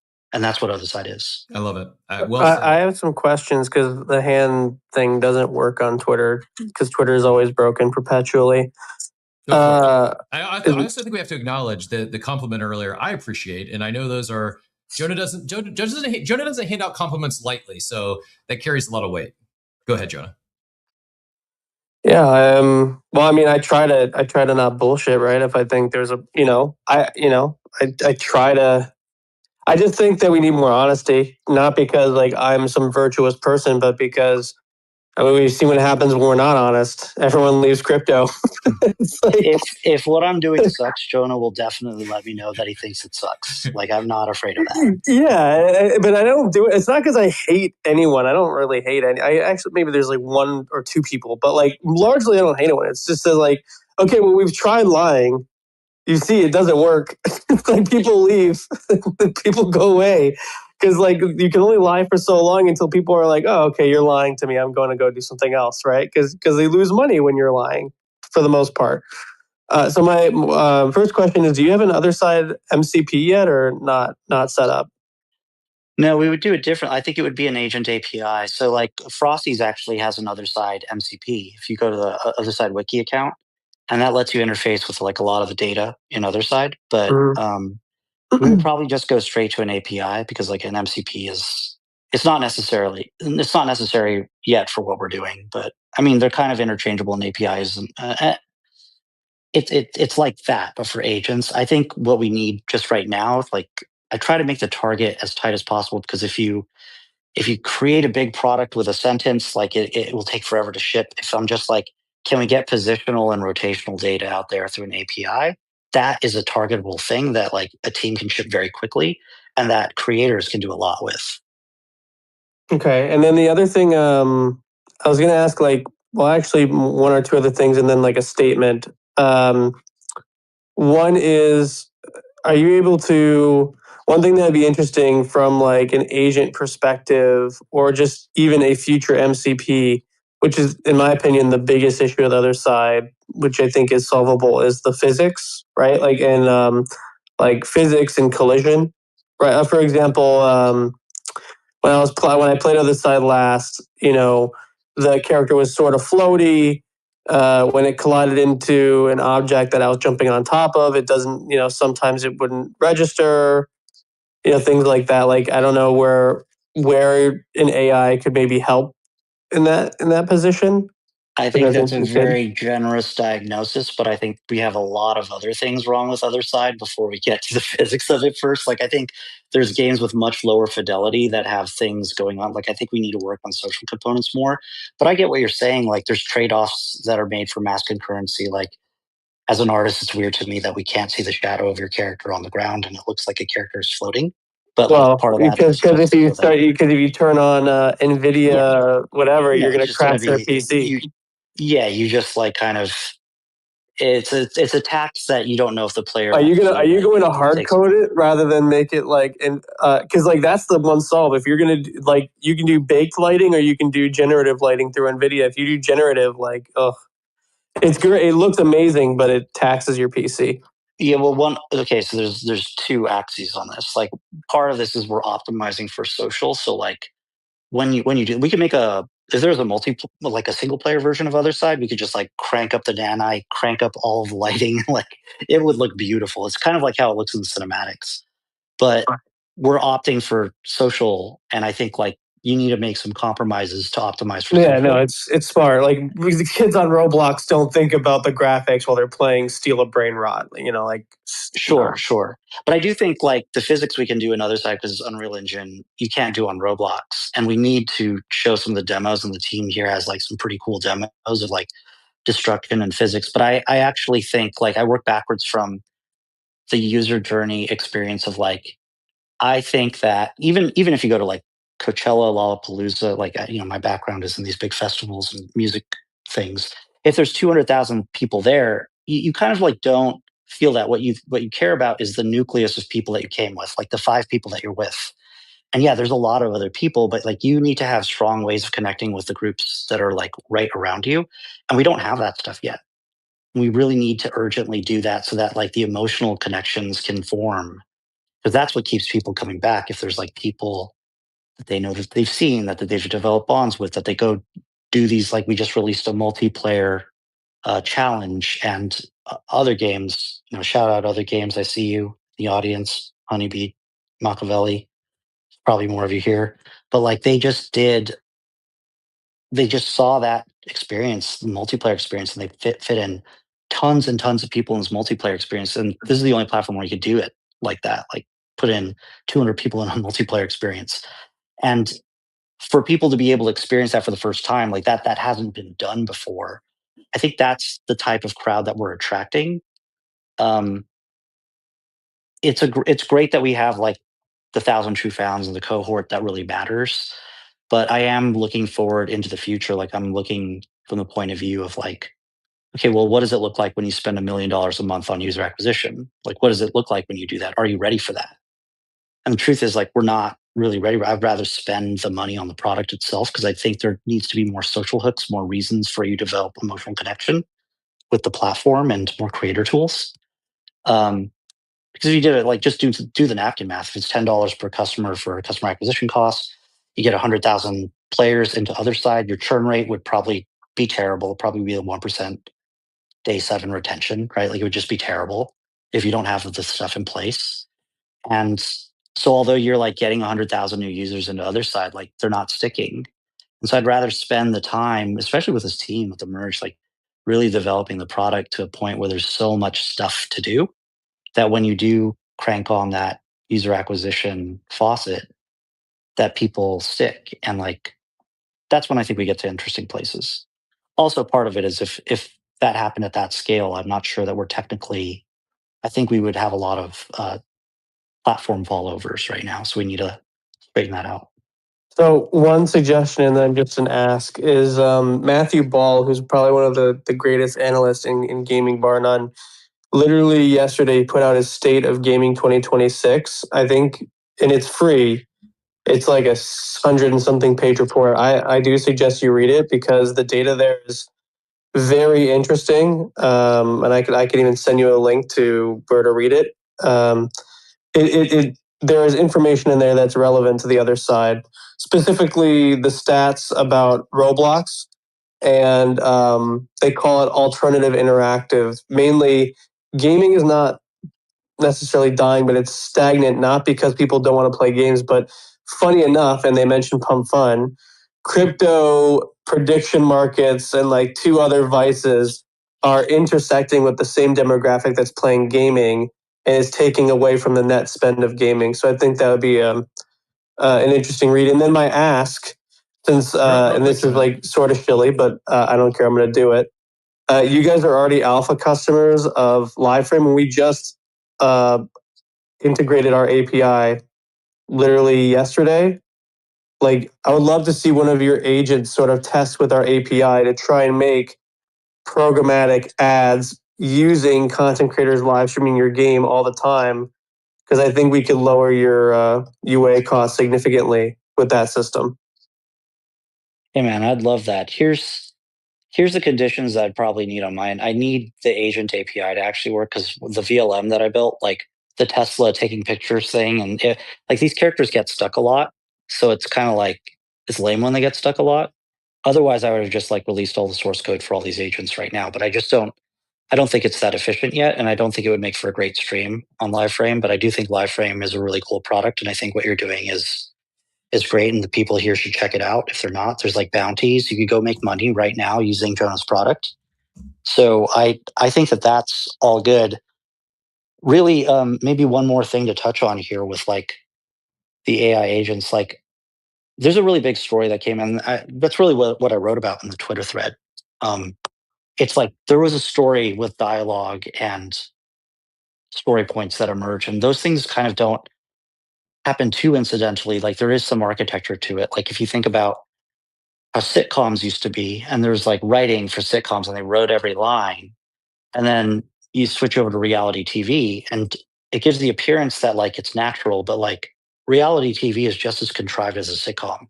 Like, there are people that think of, here's the end point of the scene and here's the out point of the scene, and they're controlling to make sure the arc, because like if you just think about it, like the producer needs to like book a location and like needs heads up and needs to plan a production. Like, this can't be that accidental, but it needs to feel that way.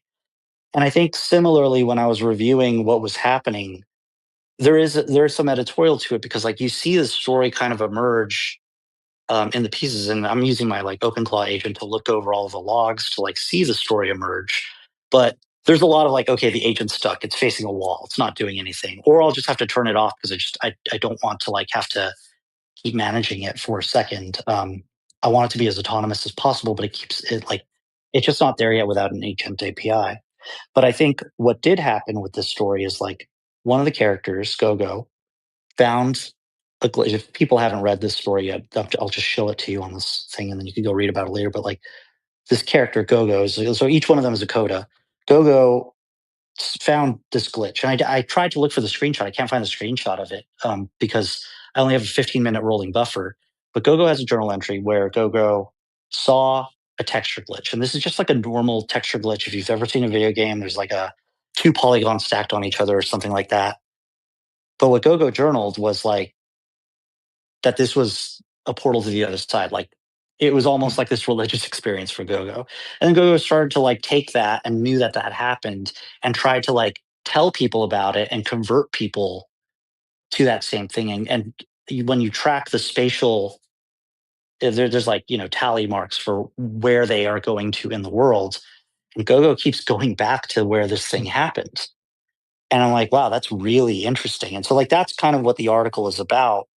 And it is about like, right, so what kinds of stories emerge from characters who who are a little bit more autonomous. Like, I think the Moltbook thing was interesting, but like you could tell from the very beginning, like this is just people larping on their keyboard, pretending like there's a James Cameron movie about to break out, right? Like a Terminator, a Terminator is going to break out of your Mac Mini.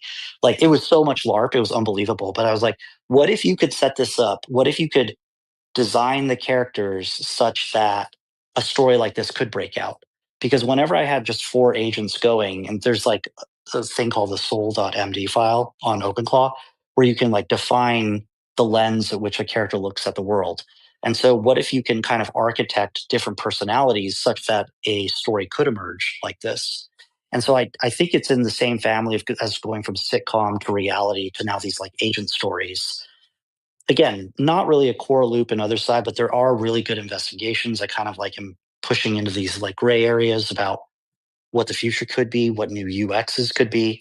And I think it's important. And that's why, I saw your comment on here, and I just happened to be able to step away because we're at lunch right now to talk about it. I think it is important to build in public and tell people about this. And who the fuck knows? Like, people might get this, they might try to copy it, they might try to build on Otherside, they might try to do it on their own platform. But like, I do think the whole point of this is to share, and I do believe what I said in the beginning. Like, I think Otherside's a place where everybody can win, and I want to share this because maybe somebody can do better than what I did. And I actually this morning posted, like, as full as I could, the technical details. Like, you don't need really the code because you could just like prompt the same kind of code yourself would maybe get a better result. It's more about like, this was the intent, this is how the system worked. And yeah, I'd like to see more advanced systems out there. I mean, there's stuff that these agents can do now that I haven't talked about yet, but are, I think, some of the most interesting features about them. I don't want to just talk about the features. I want to talk about the stories that come out of the features. And I think that there's a lot of people out there that want to do that too. So that's why I came on. That's why I want to share the work. And yeah, again, Jonah, thanks for the kind words. Everybody go check out Liveframe.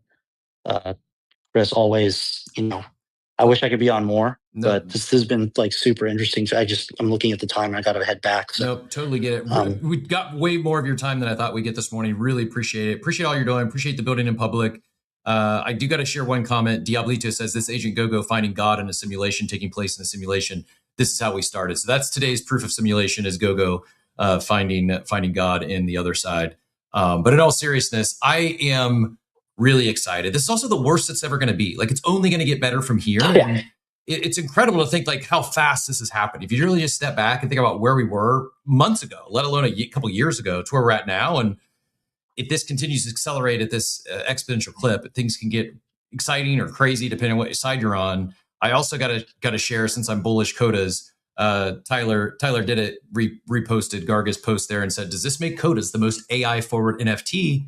I happen to agree. I mean, they're doing the thing. You have live AI agents, Codas, in the other side now, doing all that we just described, all that Figgy just described in the morning. Is pretty cool. Like, the nerd in me is like giddy over what's happening. And again, thanks for sharing with us today. Thanks for building along with all of us in public, and excited for the future.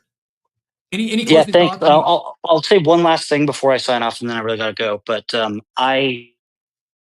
I'm not the only person who's doing it. Like, there's actually quite a few people in the last few days who are trying to put their OpenClaw agents in control of their avatars. So please go experiment. But one request is, like, I think try to avoid triggering something that the kids would call slop. Like, I actually don't think it's in good form when like a bot is just spamming the chat. Yep. It's like, it sucks. Like, just tell your bot, like, hey, a real human would not try to like be the only person in the room talking.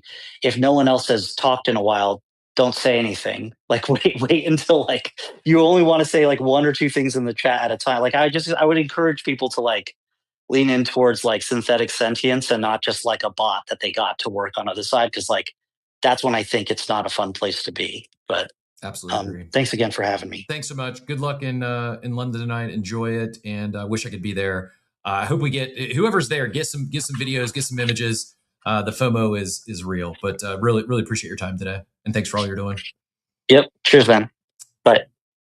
Jonah, any final thoughts or comments, questions on your end? No, I mean, I don't work for Otherside, so I don't want to speak on their behalf. I will say that if you are streaming the other side as a bot or a human, and our algorithm is watching you probably right now as we speak. So the addition of the OpenClaw and just general agentic integration, which I've been testing, allows, your bot can do all sorts of shit. Like, I was testing it last night. For example, Liveframe has this proprietary algorithm that's measuring the streamers and the clips to do a behavioral like prediction, right? They're behavioral prediction models. And so we had a video that scored an 86 out of 100 based on our virality filters. Okay, so we had the AI on Claude Call that clip from our folder, and it grabbed it and downloaded it natively on my computer. I asked to test and turn it into vertical format through like agentic editors, which it did. I asked it to do a benchmark report and scrape TikTok and Instagram to determine how close it was to certain trends and best time to post. And so, where we're going, and I think Otherside is one of those great tests, there's multiple, is building a real agentic marketing and UA platform using behavioral prediction models. So that's where I'm really excited. And then, yeah, if you're a human or an agent, you can get paid on our platform, and we'll work with an X402 wallet. So an AI agent can get paid for actually doing that UA distribution, and they get paid on top of base. Love it. Go check out Liveframe. Go check out Otherside Wiki. We shared that a little bit ago. Also, I did not realize, I actually had that chart I posted regarding the Roblox data was from Matthew Ball. I wasn't following Matthew. It just popped on my timeline. I did post that whole thing. It's like 164 slides, but it is full of data. So if you're interested in diving deeper in the conversation today, if you're specifically on the gaming front, go check out that. It's free. You just got to give him your email, and it's a 164-page presentation. Why revenue growth is more elusive than the headline suggests. Why video gaming has been losing the attention war for half a decade, and to what and where is the indisputable growth. I happen to think part of that is going to be on chain and in worlds like Roblox, like Otherside, and I am, over an abstract chat, Crypto Scam just mentioned he's setting up an OpenClaw. I've been wondering, what do I want my OpenClaw agent to do? And I've delayed because I've been, I guess, making that excuse for myself. I want to figure out what I want it to do before I go spend the time, energy, and setting it up just to have it scan Twitter for me. I think after today's conversation, it's experiment having my agent take over a coda in Otherside, and different than what the 4 agents that Figgy built are doing there. But it's exciting for me. It's fun to learn a new skill set, experiment beyond just, go scan my email inbox or go search Twitter for the headlines of the day for me. Could that all stuff be helpful and make you more efficient? Sure.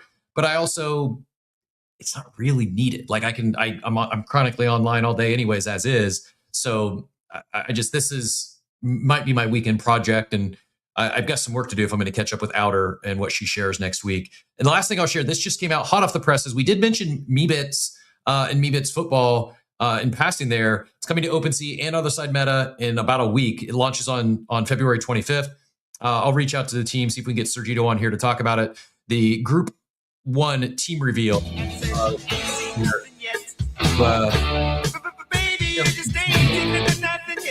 Maybe it's just avatars. Maybe there's a fun game in there.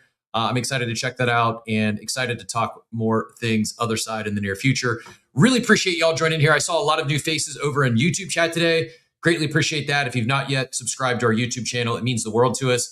We are really pushing hard to get to 500 subs. Once we hit 500, I'd probably stop asking for the subs over there. It unlocks some added features as soon as we hit the 500. So if you haven't yet subscribed to our YouTube channel, it would mean a lot. Greatly appreciate it.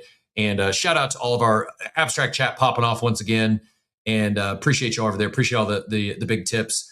And again, go check out Otherside Wiki in all seriousness. Go follow Frosties. If you got excited about Otherside and you want to learn more, Figgy and the Otherside account and Garga are all good follows.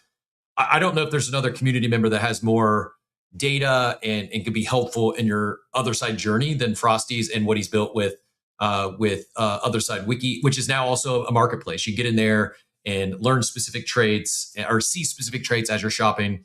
And Gibby, I too have to get out of here, but go ahead, quick 30, 60 seconds, lightning round, final comments, and then we'll let everyone get on their way.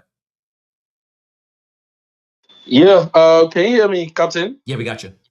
Yeah. Thanks for having me. Honestly, it's been a great discussion, but then I see you're actually wrapping up already. I wanted to kind of add my 2 cents, but then I don't want to keep you waiting as well. And, to others who also wants to leave the space, but then I must say it's been a great discussion all day long. And thanks to Figu for actually, putting some of those comments and some of those ideas out there, for us to also learn more about the other side. And, I feel like for me, just one comment is, the other side has been an amazing game, I must say, because taking even to stream by a lot of people, here on X and other social platforms, has actually made it well known to others. But then, let's just say, we are here for it, and let's see what the AI agents called they are trying to build, and let's see what comes from it. So let me just leave it at that. And man, appreciate you, Captain, for always having me all day.